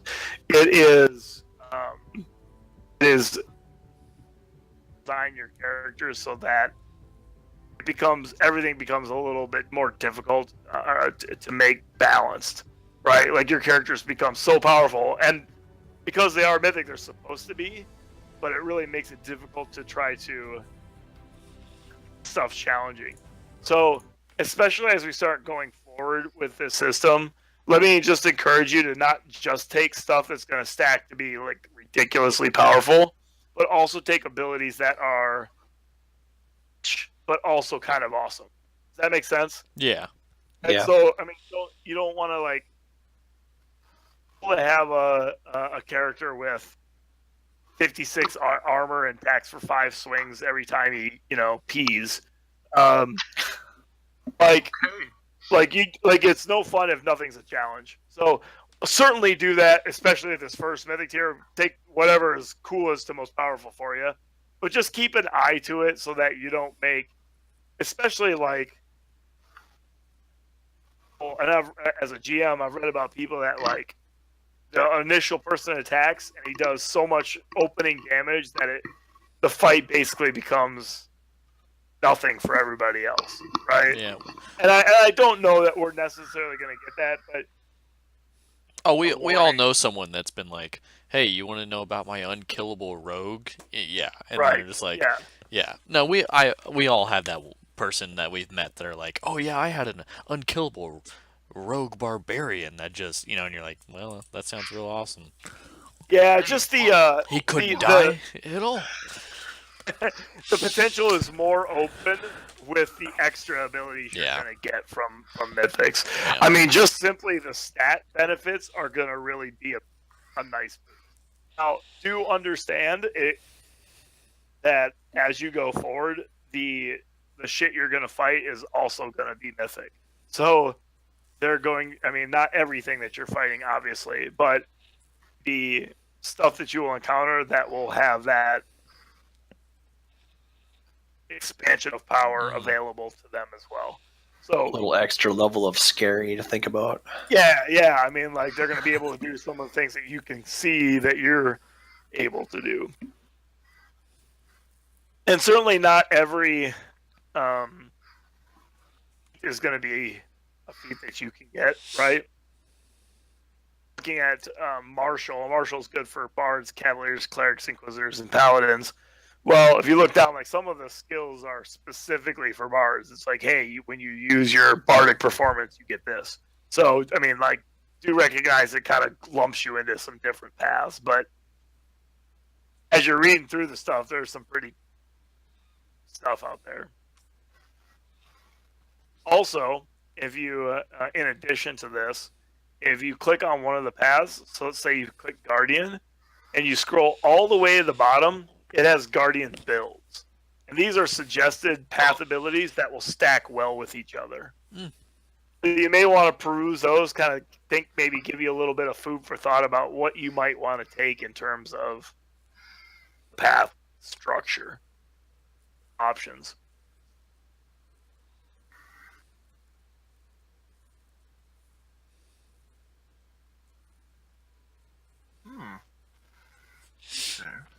It's a handy thing when you're given like 50 Some options things to think ones about, to pick yeah. from. Yeah. I was looking at some of the guardian abilities and like just what you said about early. Like I don't want to have like 35 AC and just make it like not fun for you. Well, and you're not going to get there right now, right? But No, I it's mean just just something like down going the forward. line. Yeah. That's where you can kind of take some other things that Yep. situational are still pretty epic, right? So if you take like a third tier guardian ability where like when you're below hit points, you just don't fall unconscious. You can keep acting. Just I keep mean swinging. that's pretty badass, right? You're just but it's not like completely unbalancing. Some of the 6th level abilities are pretty freaking awesome.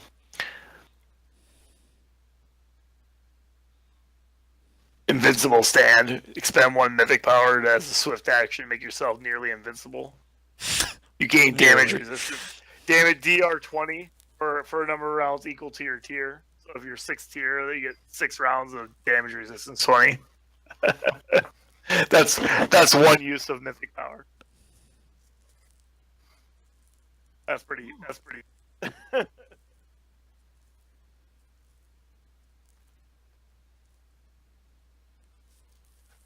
But on the flip side, like when you're getting to that point where you're 6th tier, it's hard to level up to those higher tiers.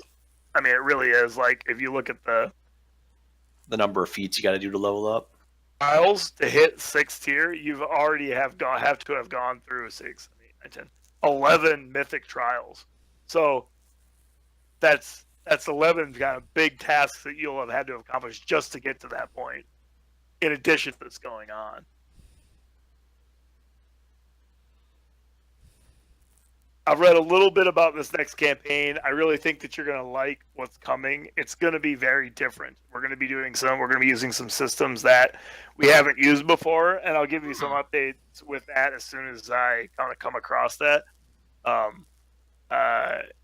For one, we'll be using the mass combat system. We haven't seen that yet, but that's coming as well. We can automatically just get a legendary item. I saw that Universal, yeah. Jeez. Here you go. Is that a universal one? Yeah, it's just Yeah. gain a legendary item. First tier legendary item. It would be cool if it wasn't like it doesn't have to be a weapon, you know. Oh, just item. Yeah. You'd roll the die and it would be like a legendary. Always wanted a sentient artifact, man. Yeah, it's kind of neat that it like increases. Yeah, as you go if along. you select it again, you can actually make it into an artifact, so you'd be carrying around. I mean, that means you're using all of your. It gains its own like pool of power, yeah, as well. But so that's kind of a cool idea. Oh, by the way, hold on. In addition, your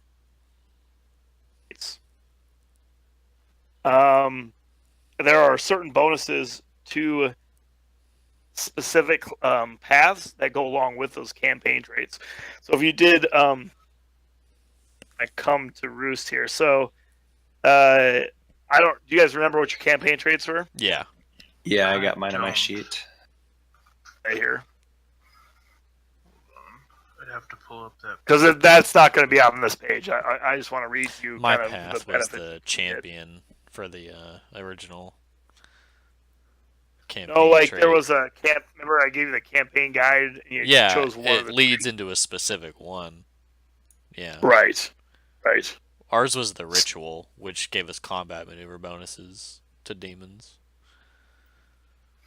Oh, is that a group gun now? Stolen Fury was the name of it. Stolen Fury. Okay, so Yep. with that, if you choose the champion tier, the champion path, the PC gains a +2 trait bonus on Fortitude saves. By expending one use of mythic power as a swift action, she can ignore a single demon's damage reduction for 1 minute. Nice. And it increases the critical multiplier of any weapon she wields against that demon by 1. Ooh. So PCs will learn the true purpose of this ritual he was exposed to as a child later in your campaign. So, if you choose the champion path, it will boost that ability. So you're going to get the mythic swift action. Cody, what was yours? I'm trying to figure it out. Again, you don't have to choose champion, but if you do... You're talking about the trait that we picked at the beginning, right? Yeah. Your campaign trait. When we got that PDF that kind of talked about the campaign and I'm going through it right now. I can't remember what it was off the top of my head. You guys want to make sure that gets put into your D20 sheet then too, because it won't be on your PC Gen sheet. You're gonna have to make sure that gets added in. It will not be on your PC Gen sheet. If I go like Guardian, I won't get the extra bonus, right? Correct. I mean, you'll still have the trait bonus. Yep. Action. Where was it? And I get that you guys didn't know exactly which those fell in when you chose the trait, but on the flip side, if you're a young kid and shit happens to you, you don't know what your life's going to be either. So, Mm-hmm. I think. What was it?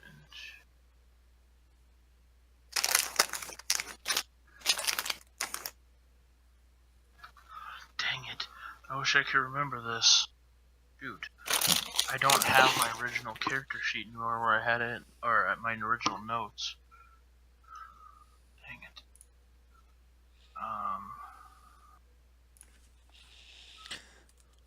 I'm wondering if I put it anywhere else. Did you have like the horrendous thing happen to you? Wasn't it wasn't it the horrendous like? It was Exposed to awfulness. Yes. I think that's what it was. Exposed to awfulness. Now that you say it. Okay, is so that what one? Yeah. that does, Cody, is that one is linked to you get +3 hit points per level with that one. Okay. Whereas when you reduce the negative hit points by an attack or an effect from a demon as an immediate action, the PC can expend 1 use of mythic power to heal damage equal to 2d6 plus twice your mythic tier. This healing occurs after the damage is done. If the damage is enough to kill the PC, you can't use it. Okay, so what? Hold on. I'm sorry, I'm not understanding what that means.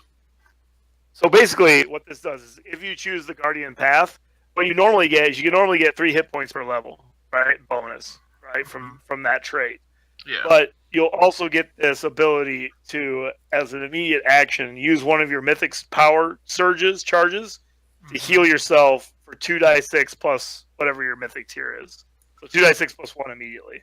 If I pick Guardian. If you pick Guardian. Okay. So again, you don't have to, but you just don't get that special ability on. Okay, but regardless, I get 3 hit points for every tier or every level. That should have already been included on your character. Yes, that was a campaign trait that you chose at the beginning of the campaign. Oh shoot! Well, I haven't been adding that. I'll have to calculate that in. Okay. Because that was not on PC Gen. That was campaign trait. Yeah, you can't find Specifically campaigns. for this campaign. Yeah. Right. Sometimes you can find the campaigns in the thing, but that didn't have Wrath of the Rages. Right.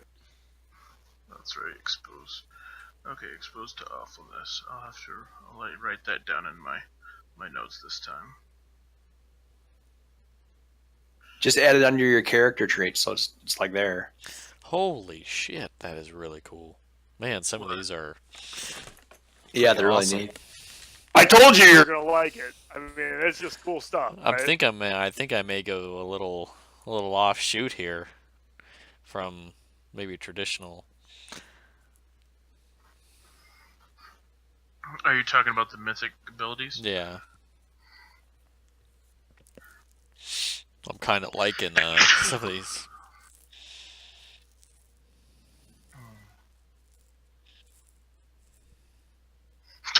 Just mythic substance. No longer need to eat, breathe, drink.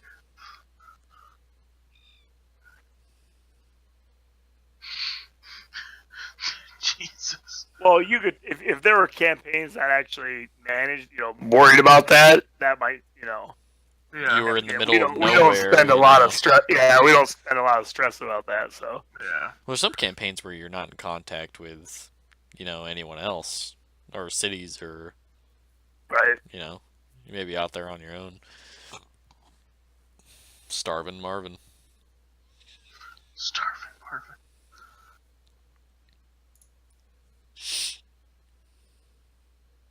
Man, I'm really liking a deadly dodge. It gives you a +4 bonus to your dodge AC, and you may either when an enemy misses you, you provoke an attack of opportunity against it, or you can have it hit another target next to you. So you just like dodge it and it just beats the shit out of the thing next to you. Damn. Didn't I say duck? I thought I said Yeah, right. Well, you just make it hit its friend, right? If you're, next to another enemy and it just takes a swipe at you, you just have it hit the. That would have been great in that last fight. Yeah. Minotaur takes a swing at the girl and then she. Oh, man. Yeah, because like what you do, you can either attack it back if it misses you, or you can basically just duck and have it just cleave something else in half. Oh man. I think I'm gonna go Healy. No, really? Hierophant, are you? No, it's under Guardian. It's like Oh. empathic healing plus fast healing. Interesting. It's like you can take hit points from like, take 10 hit points from Terran, and then I got fast healing so that I heal myself. Pathic healing, is that what you're choosing? Yeah, not for sure, but like the empathic healing plus like fast healing combo would be a nice balanced us not having a downtime healer. For sure. I mean, it sucked the hell out of your mythic power Yep. charges, but you get them back every day. Yeah, you get them back every day. I mean, it's a resource like anything, you know. Yep. I mean, the five bonus hit points per tier on Guardian's nice.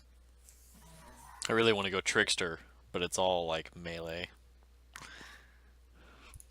And well, I guess the Alchemist, but it seems really cool.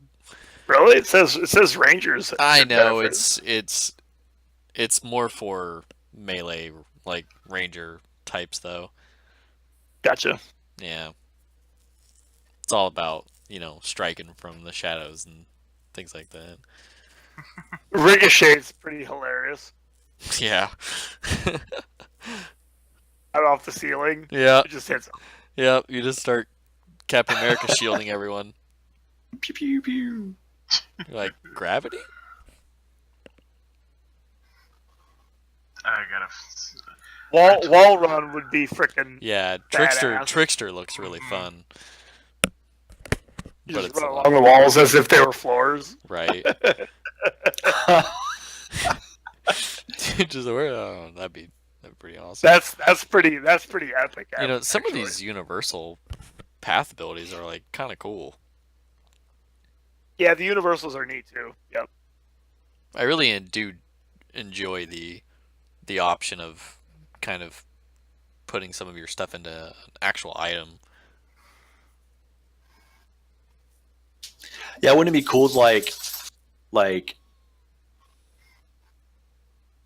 you do like the legendary item route, and you say you get like a suit of mail or a bow or something, and then like as you're getting these mythic tiers, it's just being like imbued with Yeah. the power of your god, and, Yeah. and it's something that you'd like grow with like the entire rest of the campaign. I think that's pretty cool. Yeah, making your mythic into like an actual thing. You could make someone either you Cody or I'm sorry, either you Christian or Bob could take mythic spell casting, yourself some mythic spells. Oh, God, that would be so cool. I think I'm at like a 50% fail rate right now for my spell you have to be casting. able So to cast a non-mythic version or have it on your spell list known. Yeah, I mean, Oh. it's gonna boost the spells that you Yeah. already cast, basically. But the mythic versions of those spells are usually pretty awesome. pretty good. Yeah. Like you saw, mythic inflict mass wounds. It also increases the amount of spells you're able to take, equal to your tier. Does it?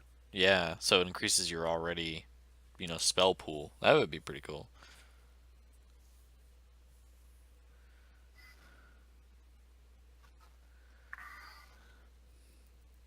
So, on champion, always a chance you don't automatically miss when you roll a 1 on an attack roll.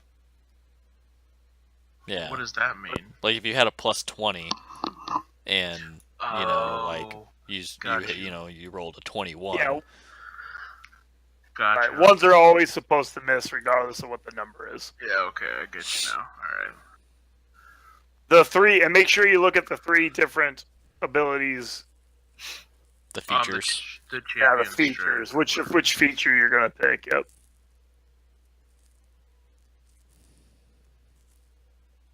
Yeah, champion is looking pretty cool.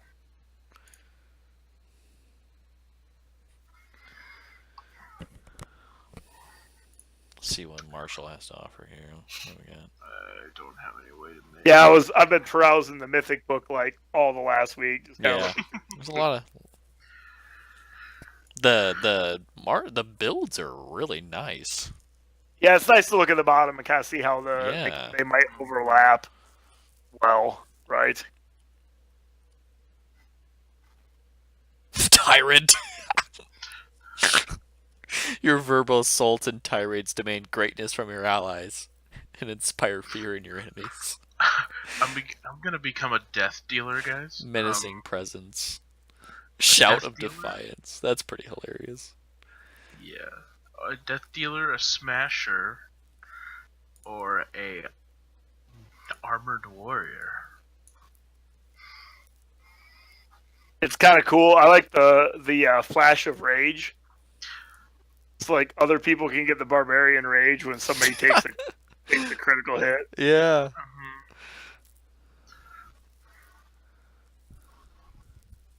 I like the meat shield. So here's like an example of a mythic spell. So cure critical wounds goes up to 8 points worth of damage healed.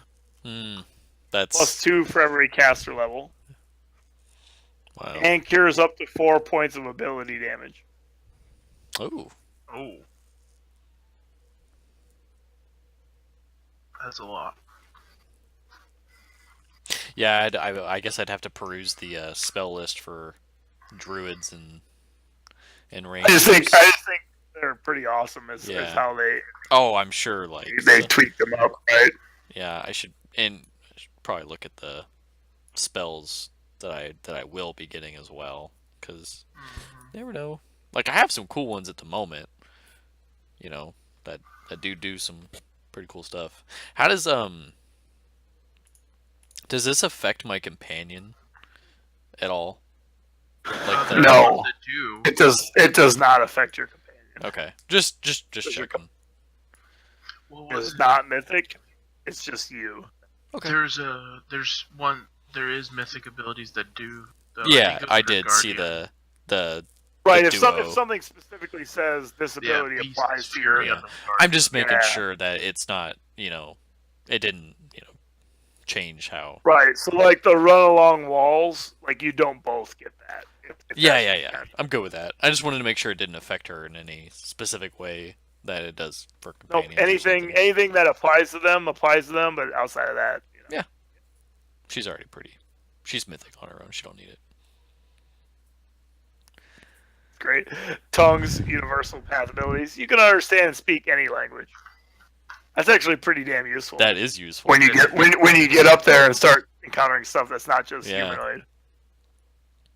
Oh yeah, especially if your campaign was like centered around just Planes. yeah. You're going to other you planes. just- I mean, you're fighting demons. Being able to do demon type talk might, theoretically come in. I can come in tell them handy. how they're going to die.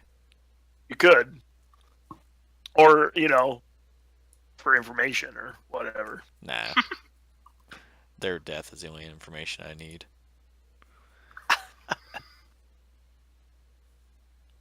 So that's basically how Mythic works. You guys Alright. could take some time, like in the next week, to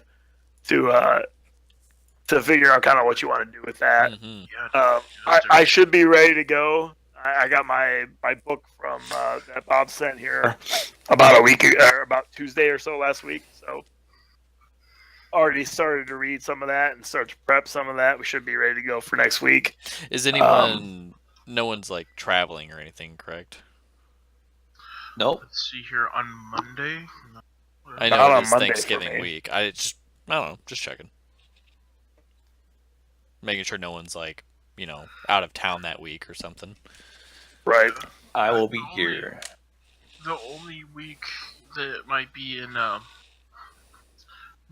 jeopardy is next month. So Okay, just checking because Yeah, it is and- Thanksgiving, so. As we get it closer to Christmas, there may be a week or so that we'll take a break just because it's Oh, the it'll be holidays. the holidays. Yep. Yeah.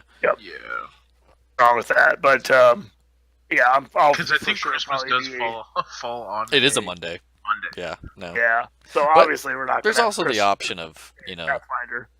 of doing, a lot of us are on Christmas break from school and Right. stuff, so. Hey, just Dan as a GM is giving us gifts on Christmas, so we have to log on for about half an hour. It's just Christmas hats. Chris, actually, I do have gifts for you this Christmas. So It's just that death. is something. Well, it's not death. No, actually, you'll all like it, but that is a little whet your taste for you here. Yeah. So Okay, interesting. but that's to come. So we'll be ready to go with that next week. I would ask that as you guys update your Roll20s, if you would please send me like an email with a list of which path you chose, what abilities you're going to take. Yeah. I believe PC Gem will let you pick that stuff because we chose Mythic when you created your characters. Or I'm sorry, Roll20 will let you do that stuff Okay. when you created your characters. And so you should be able to enter that stuff in and be able to get the adjustments from it. And if you need help with that, let me know. But I would like to get a list of that stuff, Yeah. what you have as we go forward. Yeah. For sure, yeah. Christian, I might get together with you one of these evenings if you have time, because I'm gonna have trouble. I'm already having trouble putting in my new attacks. So. Oh yeah, no, I had to do that stuff when we hit level 6 last time. It took me a sec to figure out exactly This is what you want, right? Yeah. how to do a lot of that comp, because like at some point you have like 3 attacks and Right. it gets pretty heavy. Yeah. Yep, you guys kind of catapulted forward in a little bit of levels, but that's good. That's what it wanted you to do. So, Where is the mythic options on our Roll20 here? Is it like a tab or a? You click the little settings icon. Just enable. Yeah. Yep. Settings, and then Should be Pathfinder Mythic Adventures, display enabled Mythic Adventures, character sheet items. Oh, I was not selected. For shame. Well, no, you don't get it. Mine is selected. Where would that be on? Rule options.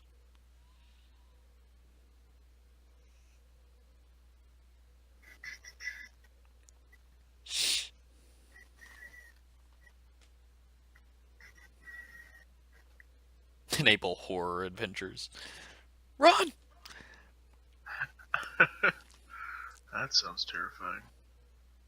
Yeah, the horror adventures actually have that book. Yeah.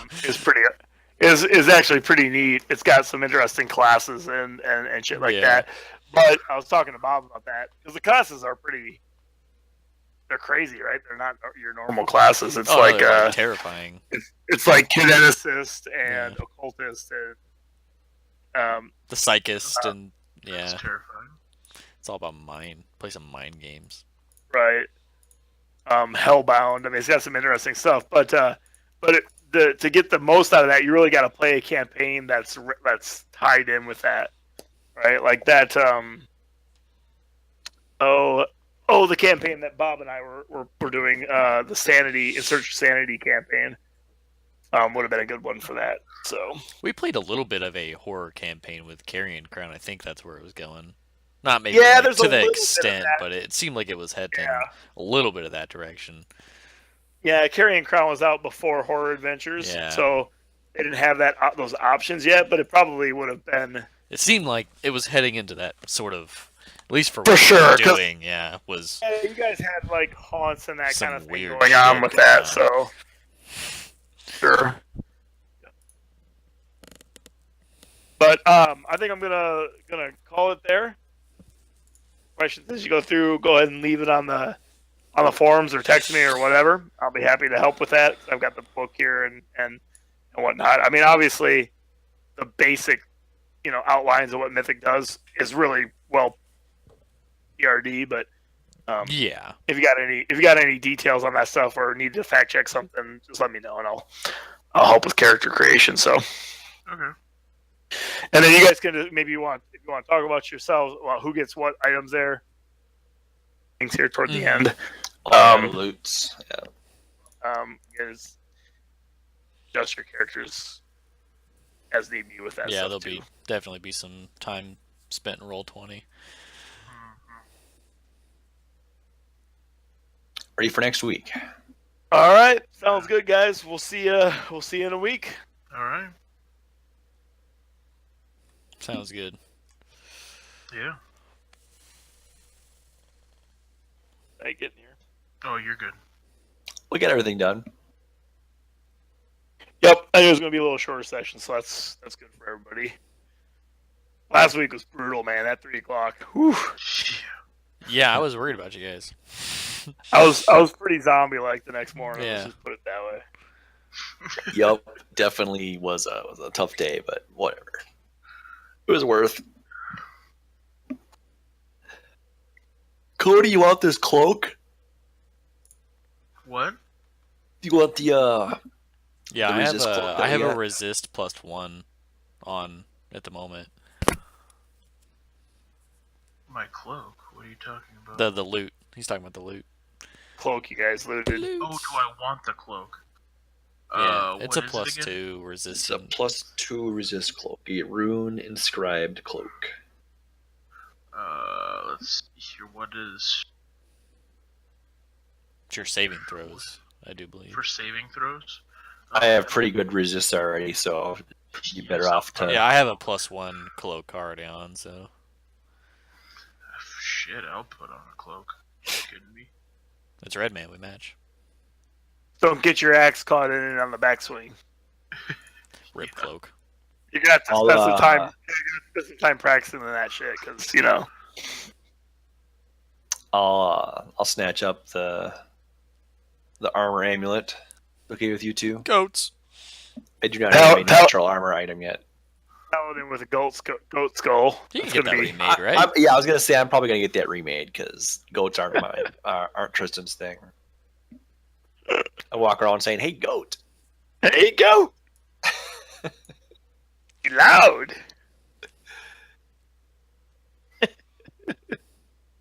Reckon Adam Sandler.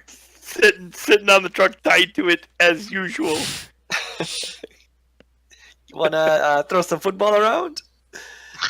Toss the pigskin. Yeah, you fucking whiz that thing, man. You get to not mention that again. That's funny. All right, guys. That was on cassette tape, by the way. Oh yeah, gotta love the Yep. cassette tape. We were in our history class today, and we were talking about because we got a couple of kids in class. So I was like, "Oh yeah, it was, the good old days, the good old days." And the professor came back to it, and he said, "Let's talk about the good old days." He's like, the average life expectancy was 38 years old for a guy. I'm like, well, I'm on my last year of life, no big deal. He's like, so most of you in here are middle aged, right? And the women, they live 2 years longer because, women. A little bit smarter, Someone's like, Now they yeah. just have less stress, right? Basically, is what that was. And someone's like, yeah, because they can't survive without their man, so they die in 2 years because they don't have a job. It was, Not good. the class cracks me up. Okay. Interesting.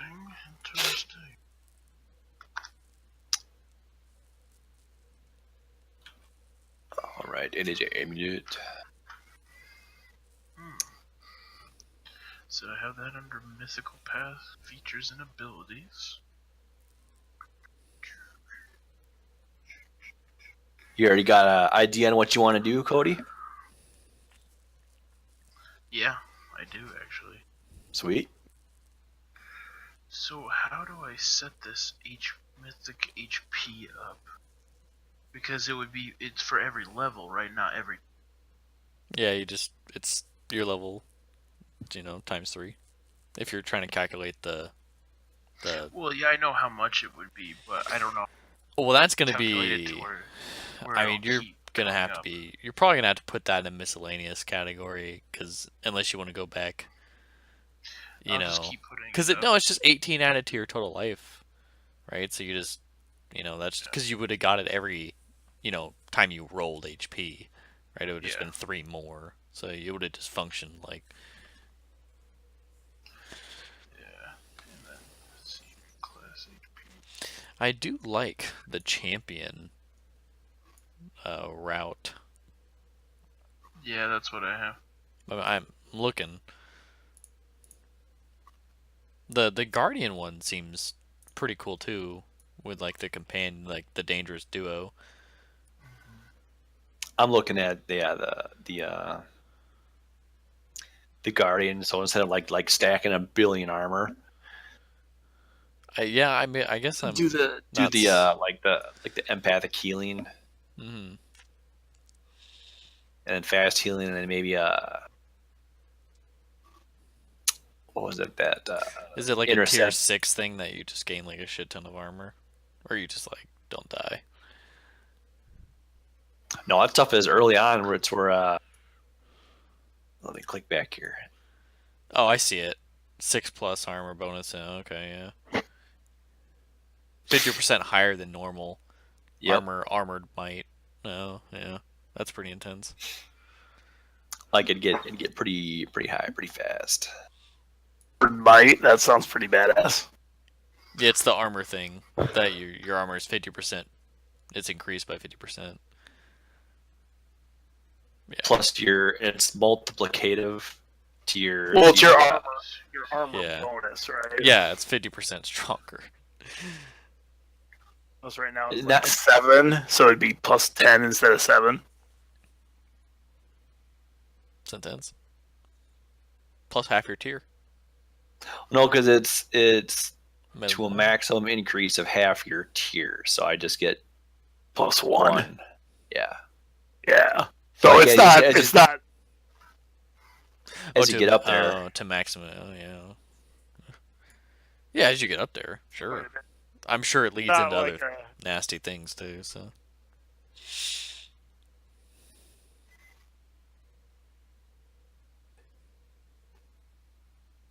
yeah, I'm already leaning kind of healing with him anyway with the mercy feats and stuff like that. So I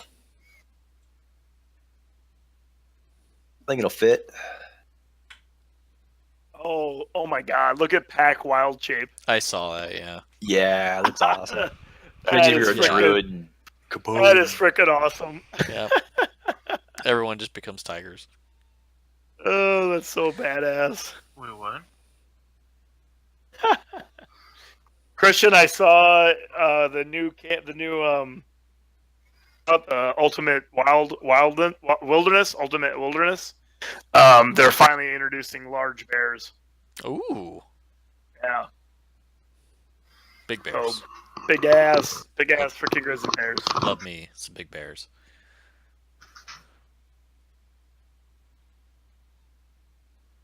To the death. You can shrug off wounds that others would find devastating. One below 0 hit points, you don't fall unconscious, but are instead staggered. It's all good. Just don't know I'm dead yet.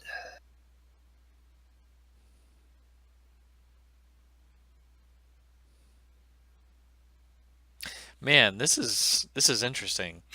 So raise animal by burying the corpse of a dead animal, at least its bones, and expending 1 use of mythic power. You raise it from the dead overnight.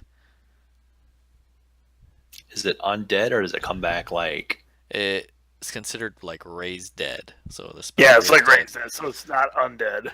No. You restored life to the deceased creature. You can raise a creature who's been dead for no longer 1 day. So like I could just do this to any animal? Find like Seems a like dead it. cat laying on the Permanent road. negative levels. I could just start running with a pack of undead animals. That's just crazy. Start doing it to like squirrels and shit. Completely like useless animals. Check out what Oh, in chat like Jesus. like this would just be like the funnest thing ever in the world to do. Partial transformations, pretty awesome. A full-on action, you can attempt one Yeah. bull rush combat maneuver check and apply to all opponents within reach. I think the funniest one I've seen is like if you strike an enemy, you can like have a % chance to like throw the gore at an enemy within 30 feet to like blind them. You're like, okay. Dude, I can't wait until tier 3. I'm totally taking Titan's Rage. That sounds saucy. You can cause yourself to grow inside. I'm pint size no longer. This grants you a +4 to your strength and your constitution. It imposes a -2 penalty to your dexterity, but also grants you a +2 to your armor class. And it increases your natural reach by 5 feet. It increases your weapon's damage based on your weapon's new size. The size increase lasts a number of rounds equal to your tier. It doesn't it doesn't stack with any other ability that alters size. You can get big. That sounds awesome, though. Gotta get your pump on, man. Just be the size of that fucking Minotaur. Yeah, man, you better save that axe. I think maximize critical looks badass. What's that? Whenever you score a critical hit, the weapon's damage result is always the maximum possible you could roll. Oh my god. Right after you Max make the damage. speech about not being OP. Yeah, no kidding, Well, right? You have to hit the crit. You gotta, That's you still true, gotta that's true. confirm. Yeah. Right. I you mean, still for gotta Cody, confirm. it's You just like get- 100 damage. It That's crits. I ridiculous. could already swing for 77. But when you hit a door that hits you back, Yeah.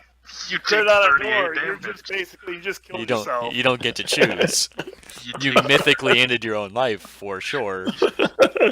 You mythically ended your own life. We're hard to kill. Don't worry. I'm- I have 102 HP now. I'm just saying that you want to take That would that, you be want to take hard. that, but you can't be swinging I at would- shit you don't know about. I would have to hit the door for like 100 or 260 to kill myself. No, your constitution's double your constitution. Yeah, not your hit points there, big shooter. I know, but so like if it was the same setup where it just Yeah, took you would have to half hit yourself damage. for 102 plus double your constitution, which is probably Yeah, like but 20. if I hit the door, something. if I get hit with half of what the door takes, right? Oh, okay. I meant just in general. Yeah, Things I would would have to reflect hit the, damage I would back have at to you. hit the door. You're right. It Well, did I'm do just half talking- damage to you. Yeah, Man. I was talking in that situation. Yeah. But Yeah. what's your guess I didn't what's your specify what crit I said. do now? Because it's ×3, right? I mean, like, Is it times 3? I think the great axe is ×3, right? That's what you said. Yeah. That's why it hits for a billion. Oh yeah, that's right. I almost want to like just roll and see, but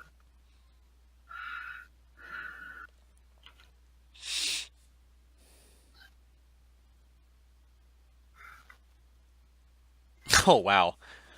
When you take acid, cold, electric, or fire, or sonic damage, you store the energy and can redirect it through your attacks. You're just Yeah, a that's lightning pretty- rod.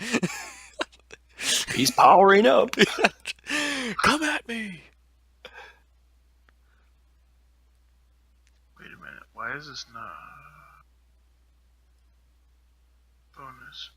+10 +5. You see the Mercy Paladin feature? Yeah, I did. Automatically just cures people. Hold on. Hold up. My weapon says that I should have a +10 +5 on my attack That sounds about right. instead of a base of +6 +1. Well, Your strength bonus on top of it. that's your basic attack bonus is +6 +1. See, this is what I'm gonna need your help with this. Yeah. I'm Now I so remember when I confused. first hit level 6, and my dude was like, "You have 2 attacks," and I'm like, "Well, fucking A." Yeah, because I'm thoroughly. Kind of like I kind of like ranged disarm. You can use a ranged attack to disarm Yes. an opponent. Just knock the weapon out of their hand with Yeah, an you arrow. use a disarm combat maneuver and you use your dex. Damn. That's cool. Yeah, that's pretty cool. Shoot an arrow right into their freaking wrist. Yeah, that is pretty cool. Just.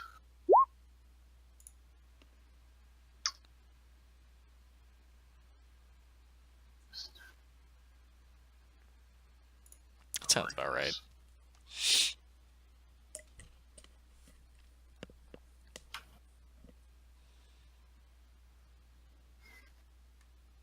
like this. I wish the champion had deadly dodge. I would totally take that. That sounded like so much fun.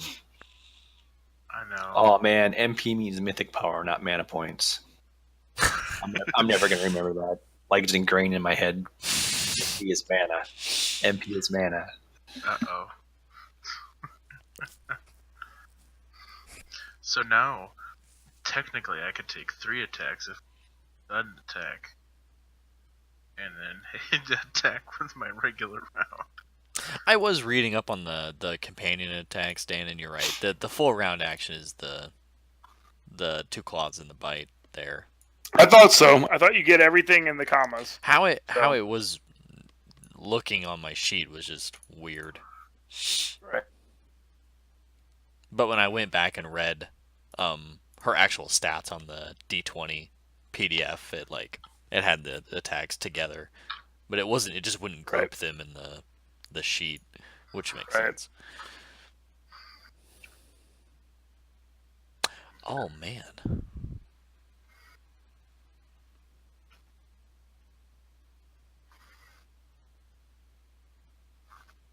No, I'm so confused. Possess companion. You may expend 1 use of your mythic power to project your soul from your body into your animal companion. What? Wow. Is it possessing that creature with a magic jar spell?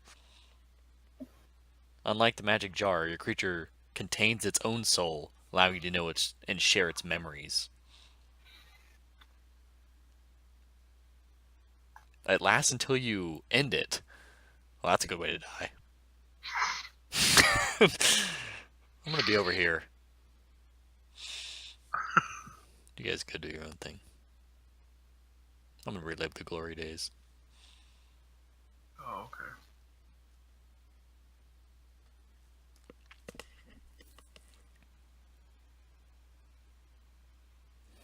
So you said you were thinking about taking the empathic healing and the fast healing? Yeah, I'll start out with fast healing. And I guess I'll see by tier 3, shit might be going on that'll change. But yeah, right now that's the plan. I mean, tier 3 is going to be a ways off, probably. We gotta. Oh yeah, for sure.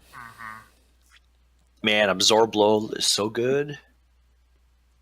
Like the guardian feature ability. Yeah, no kidding.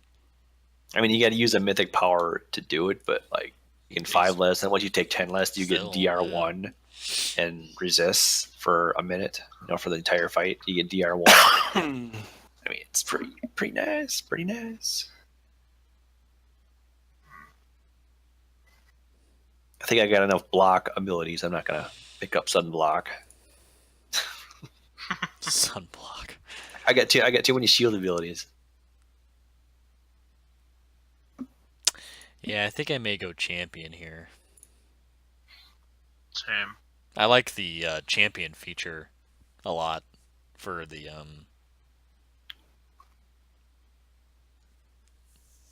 sudden attack.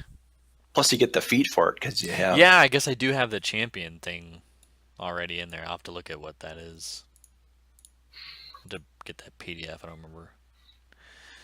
I don't think it showed like the advanced. Oh, where did Dan? Dan would have to copy paste it to you, maybe. Yeah, he would. If you didn't fall asleep. Probably did. No, I'm still here. I was just reading, but reading some of the stuff you'll be fighting next thing. Cool. Where did I you? didn't hear any like. Sorry, go ahead. Where did you get the advanced? It's in my book. I'll have to. It's Okay. not on the. Because I think I am gonna go the champion. Yeah, that's fine. I'll put it on the Facebook file. Okay, cool. Because it Um, sounded really cool. I'm sure it is. All right, guys, I better get to bed. It's almost 1 Yeah, I'm now, thinking so. about heading out here as well. I got sucked into reading here. Yeah, There's so much. I know. So, All right, so have some fun looking that stuff over, Yeah. and we'll see you next Monday, guys. Okay, Alright. sounds good. hey Christian, Yeah. is there a night you can hop on with me and help me out with Oh this? yeah, sure. I'm gonna be doing stuff in Roll20 as well, so most likely Friday night or Saturday night I'll probably be I can do that. around. Either one of them. Yeah, because it'll take me a little bit to figure out everything I want to do Yeah. and all that stuff. So then I'll probably be sitting here Friday night for like an hour or two, inputting it all Yeah. in. Gotta level up 3 times pretty much. Yeah. Man, fast healing for sure. Yeah, I like the sudden attack. For That's swift what I- action, I can. Oh shit, that's a melee attack. Fuck. There's one above it that's a. Oh, it's distant barrage. My bad. Yeah, it's not. As a swift action, you can expend one use your mythical power to make a ranged attack at your highest bonus, in addition to any other attacks you make this round. So basically, you could just like you could pop off, you know, Just boom, boom, boom. as a swift action as well. You just get another attack. You ignore target's cover and concealment. Then you add the tier to your attack roll, and it bypasses damage reduction. So how do we get these charges back? Just like sleeping. Oh, those are daily. Yeah. So we get 5 charges a day. So it's pretty good. Like, and most of these abilities Yeah. are not. I say not maybe not for you guys, but most of mine are like they last like a minute, and that's like the Oh entire. yeah, they'll last the combat. Yeah. Yeah. If you look at like the abilities, they do have like you see like the SU and the EX like after them. Like those the EX is like always on, and then the ones you have to like expend are like the SU, Cody, and then there's another one for like once per day things. Wait, so what's the SU? You have to use like you have to use the charges to use it. No, because my fast healing, I gotta. Or I it's gotta like, or it's like per, you know, it's not always on. Like you have to. Cast. It basically makes it like that is like a daily ability, like something you have to use. And then the ones that are like you don't automatically miss when you roll is just like always on, right? So most of your abilities are just like always on, but like I'm sure your rage is like you have to turn it on. Yeah. So this is like the Defender tree, right? And there's an ability called Sacrificial Shield. Ooh. No, it's for a paladin, for a Sacred Shield paladin, it's cancer. Like you break your shield or it gets Oh. destroyed, and then you lose your bond with your shield, and you That's gotta not good. you gotta level up or wait 30 days to get your bond back. Yeah, I'd have to pass on that. Yeah, I was like, all right, Sacred Shield, Sacrificial Shield, this is gonna be a great combo. And I started reading. I'm like, oh, it's nice. You have to carry around like tons of shields. It's a backpack full of shield. I almost did for there's a spell called just like a regular paladin spell where you break your shield in half and you can use it as like a ranged attack. Yeah. Like I almost got that. Christian, Just to like carry like a buckler in your backpack. Did you read Unstoppable Shot? Not yet, no.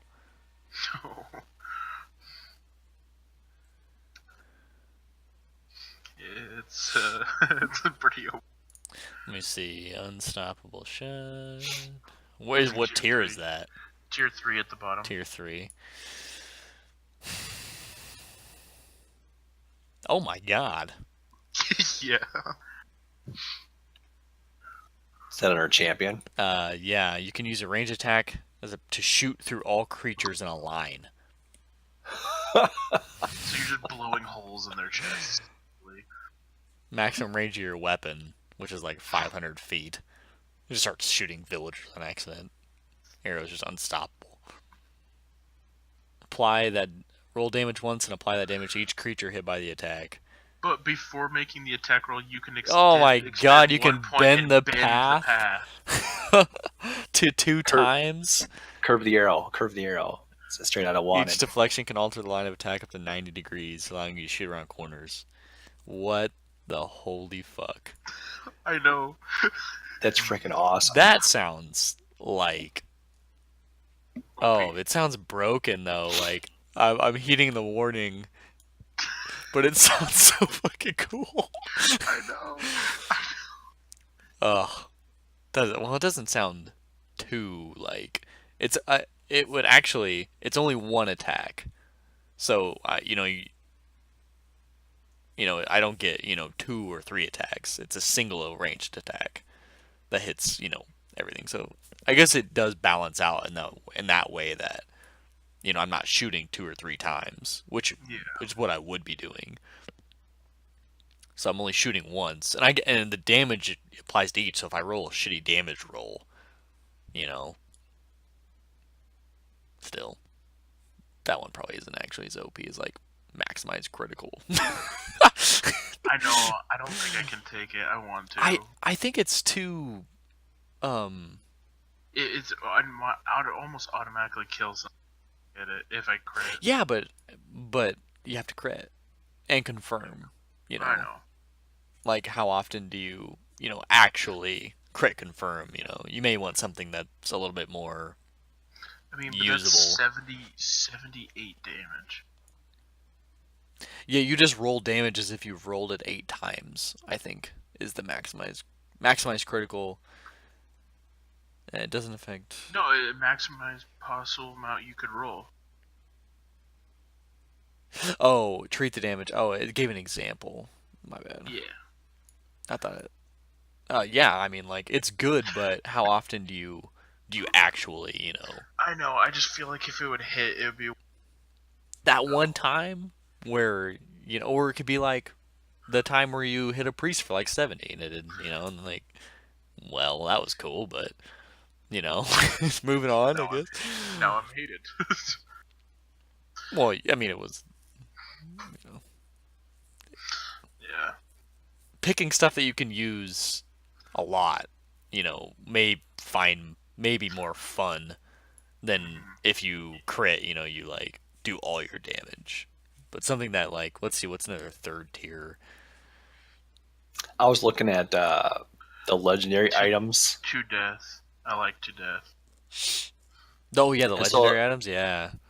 And so, okay, so you imagine them just like a shield or whatever, but then they get an ability, It gains can its get, like, own abilities. stuff. Yeah, it's so cool. and so I'm like looking at this list. I'm like, oh, that'd be cool to do, but like, what if it's like if Dan just like random 100s to see what abilities your item gets? And Oh, there's yeah, a lot of it's them. like- I'm just like Produces ale. And you're like, oh, cool. Oh, thanks. I mean, some of it's cool, but I don't think I'd risk a mythic tier for it. No. I don't know. I'd like to say that I wouldn't, but I'm hoping and praying that I get Radiance back, and that'll be my legendary item. right, yeah. You can. That's the other thing. You can also gain legendary items through the game Yeah. itself. So Yeah, I'm not going to burn a tier for one. yeah. Get up with like a legendary tiara that it's like intelligent and it tells you that it wants to be pretty, and like that's All the all it time. does. You hit up level 20, but you're in a dress. It becomes an artifact. You have no choice. You will have be no pretty. choice. You will be pretty. Dance, monkey. That's funny. Nope, I'm gonna be a guardian. Done. Yeah, I think yeah. You almost have to be a champion now with that. With that. Well, it makes the most sense, especially considering my earlier pick. And I really wanted to play the trickster, but there is no ranged benefits. It's all melee It's stuff. all melee. Yeah, or alchemist. It's mostly like alchemist rogue.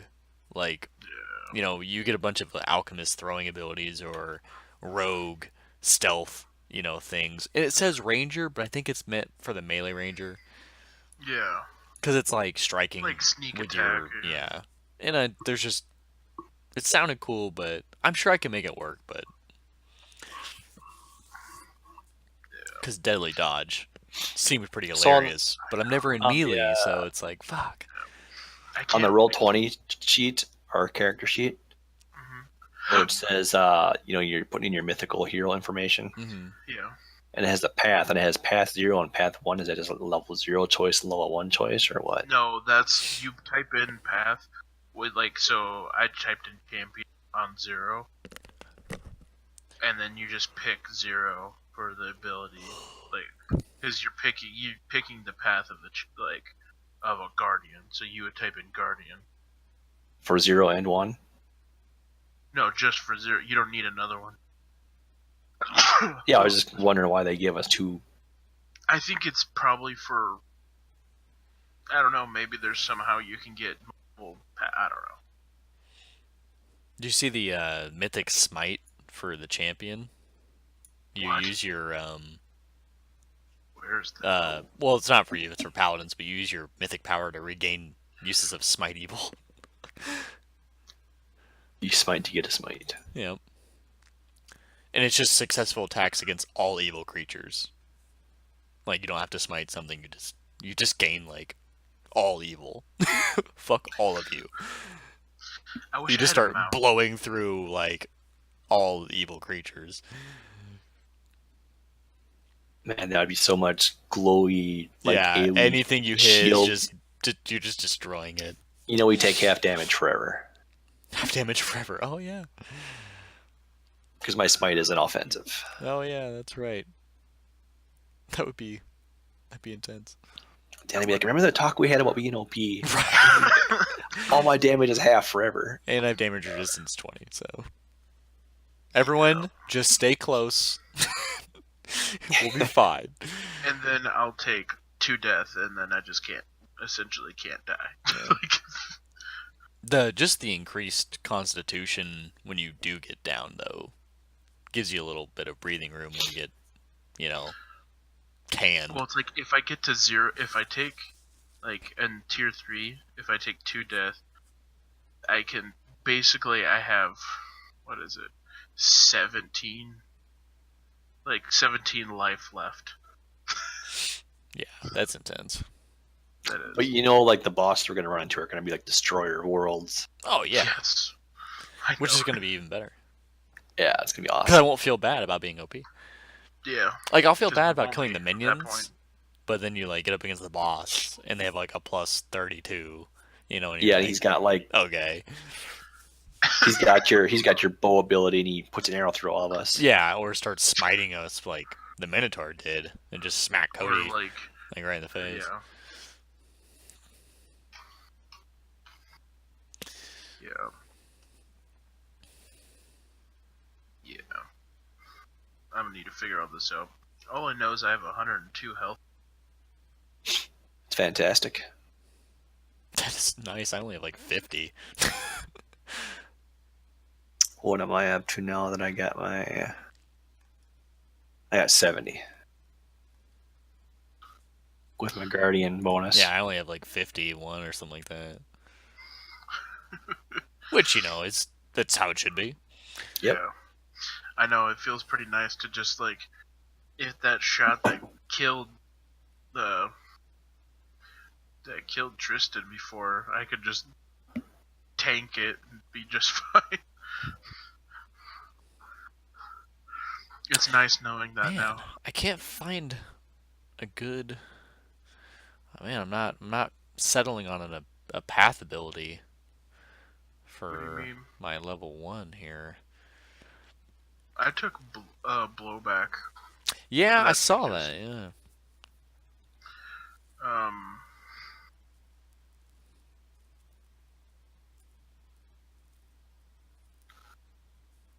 Let's see here.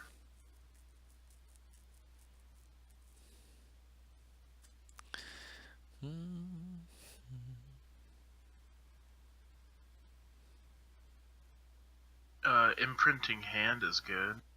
I'm not touching anyone though. I don't That's want to be true. anyway. True, limitless range. My But range is already, Yeah. like I have a plus 10 at 100 yards.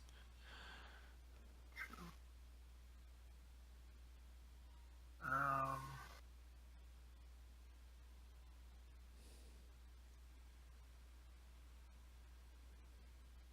hmm.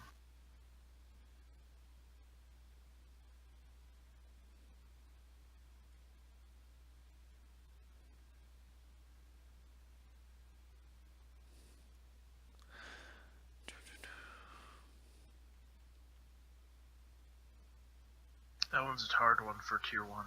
Yeah. Legendary items kind of looking It'll hit not so what's great. bad, considering I can't. Yeah, I mean, I just there's backlash or not backlash, blowback, but I just don't know if that's even worth it. A lot of it's like charging and Yeah, that's hard. Once you get to tier 3, there's a lot more. yeah, a lot more range. Well, the feature is really good, like the Mhm. barrage. Yes. And tier 3 and tier 6 are really good, but I can't find something in the tier 1 that is actually um, catching my eye.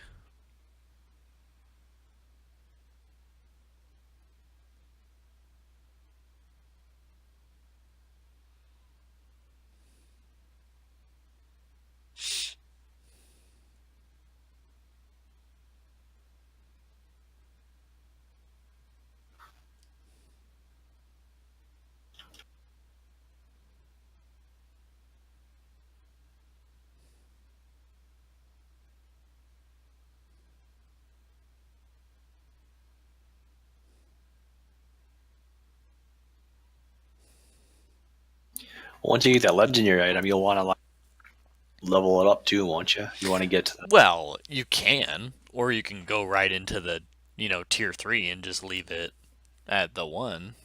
You don't have to. yeah, it just gives it like the legendary. I think it just gives it more abilities, Yeah, which is really cool. But you don't. I don't think but you don't have to. I don't think you have to because it's just like yeah, universal paths grants a number of abilities equal to your tier, maximum 3. Oh, so I'll get 1 ability with the legendary item.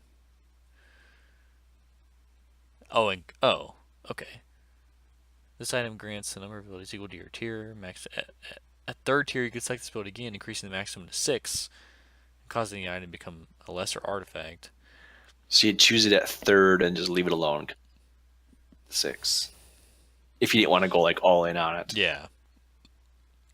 But even at 1, this item grants a number of abilities equal to your tier. So even when you increase tiers, it'll still gain a magical ability every time you go into a new tier. Right? So you don't have. So at third tier, it'll still gain another ability.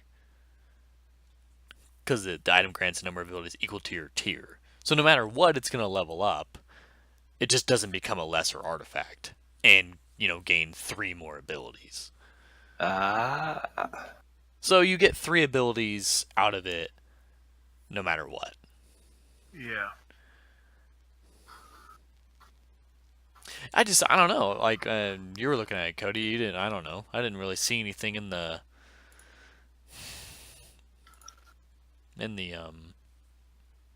path, in the first path that really. Yeah.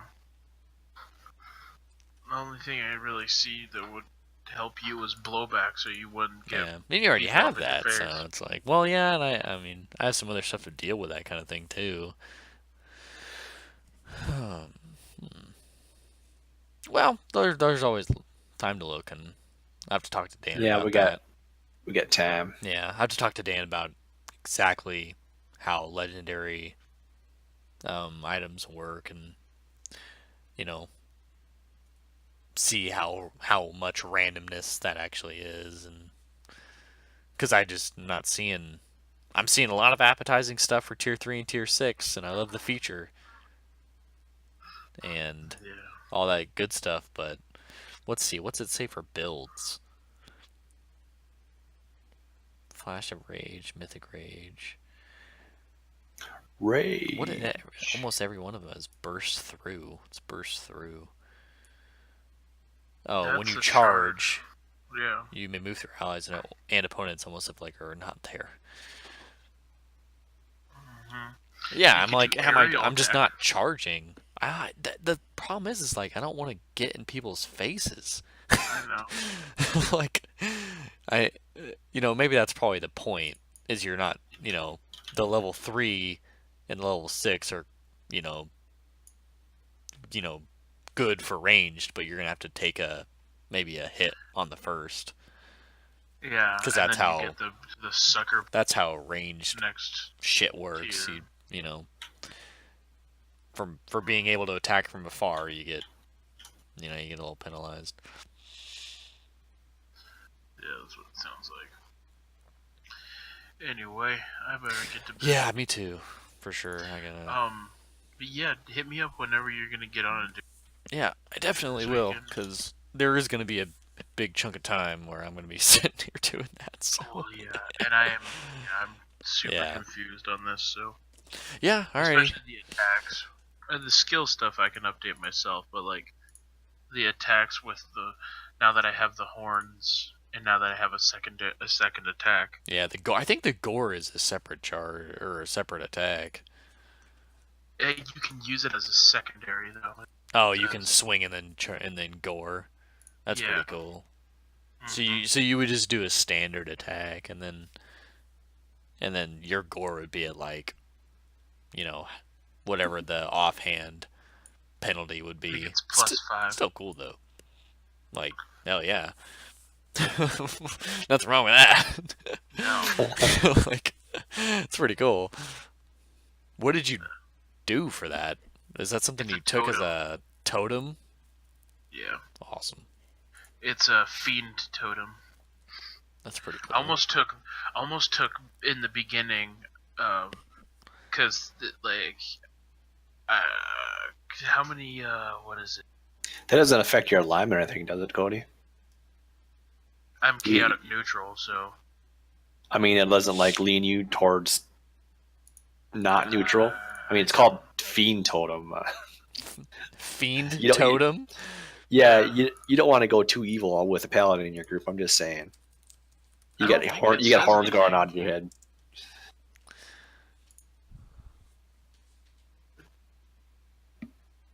Let me see if I can find that real quick. You said that today. You said you got horns going on your head. I'm like, oh, just go like evil on us.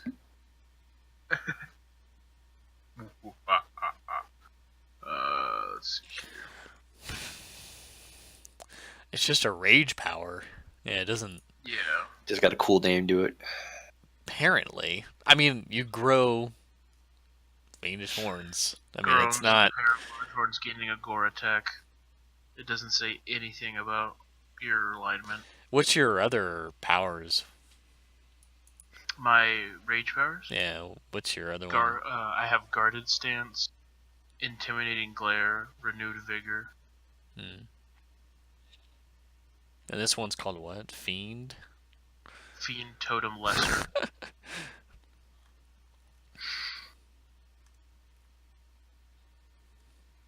Let's see, where are the rage powers? I don't even see them. I went to the Unchained Barbarian, and then Yeah. I guess I could just type it in. It would probably give it to me. you lazy bastard.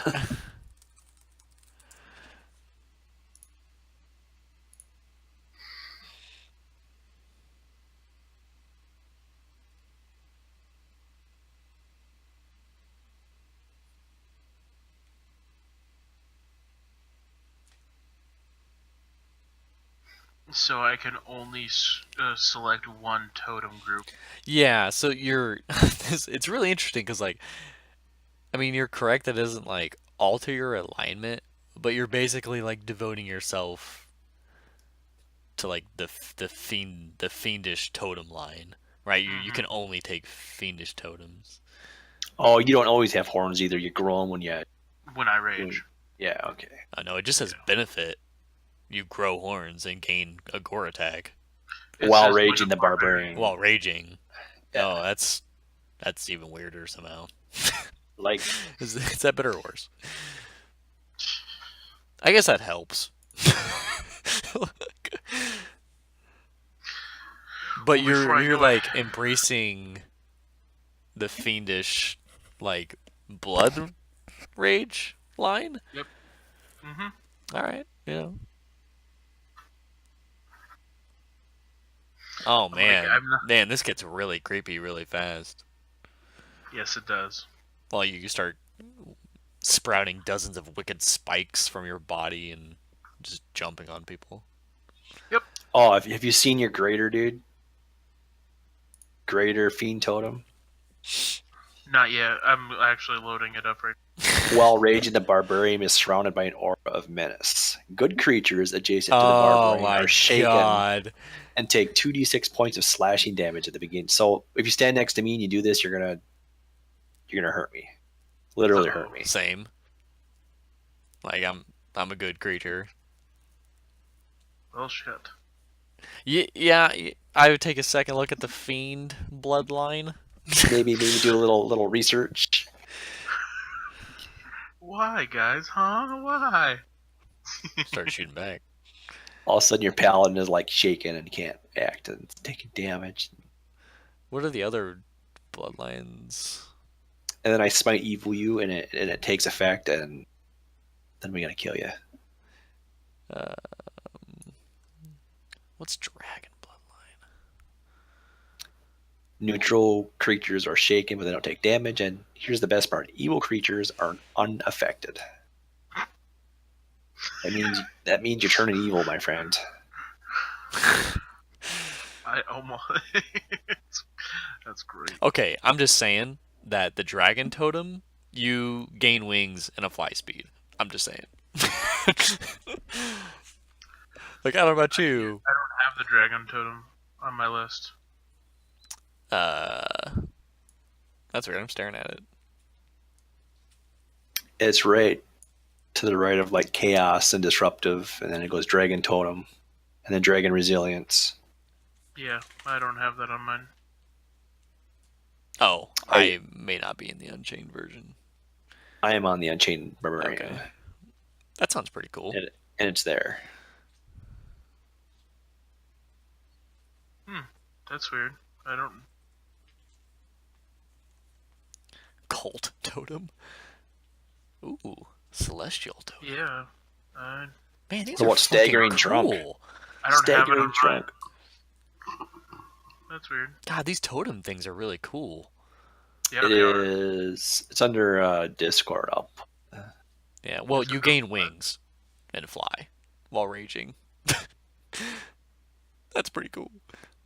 Ooh, deal extra elemental damage with melee attacks. Elemental rage. Raw. Yeah, it's not on roll 20 at least then. That's Oh, unfortunate. I'm just on the DR or D20. I put the D20 link on Discord for you. Yeah. Yeah. For some reason, they don't have it on roll. So. I don't know. D20 superior. Yeah, this is all of their stuff. Yeah. Roaring drunk. I gotta see roaring drunk.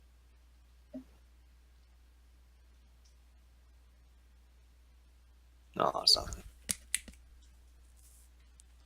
What about Max roaring drunk? Technically, I don't have to take Fiend Totem Greater. I could just go up to Fiend Totem and then stop. Yeah, but you might want to continue down because the graders are like really fucking cool. Well, if it's gonna hurt you guys, I wouldn't want to do it anyway. I know. Spirit totem enemies. You guys just start looking at me like, oh. I'm telling you, the first time you sprout horns, I'm gonna be like, oh. Smite. Smart. I mean, it's gonna happen. I mean, horns are like devilish, so. I mean, it'll be weird. Yeah. It's definitely not gonna be, natural. Okay. I will catch you guys later. We'll probably catch up on Facebook or something, or. Yeah. Yeah, I think we all got a good idea of what we're all doing, so. Yeah. Alrighty. Hey, fellas. Yep. Good night, guys. Night.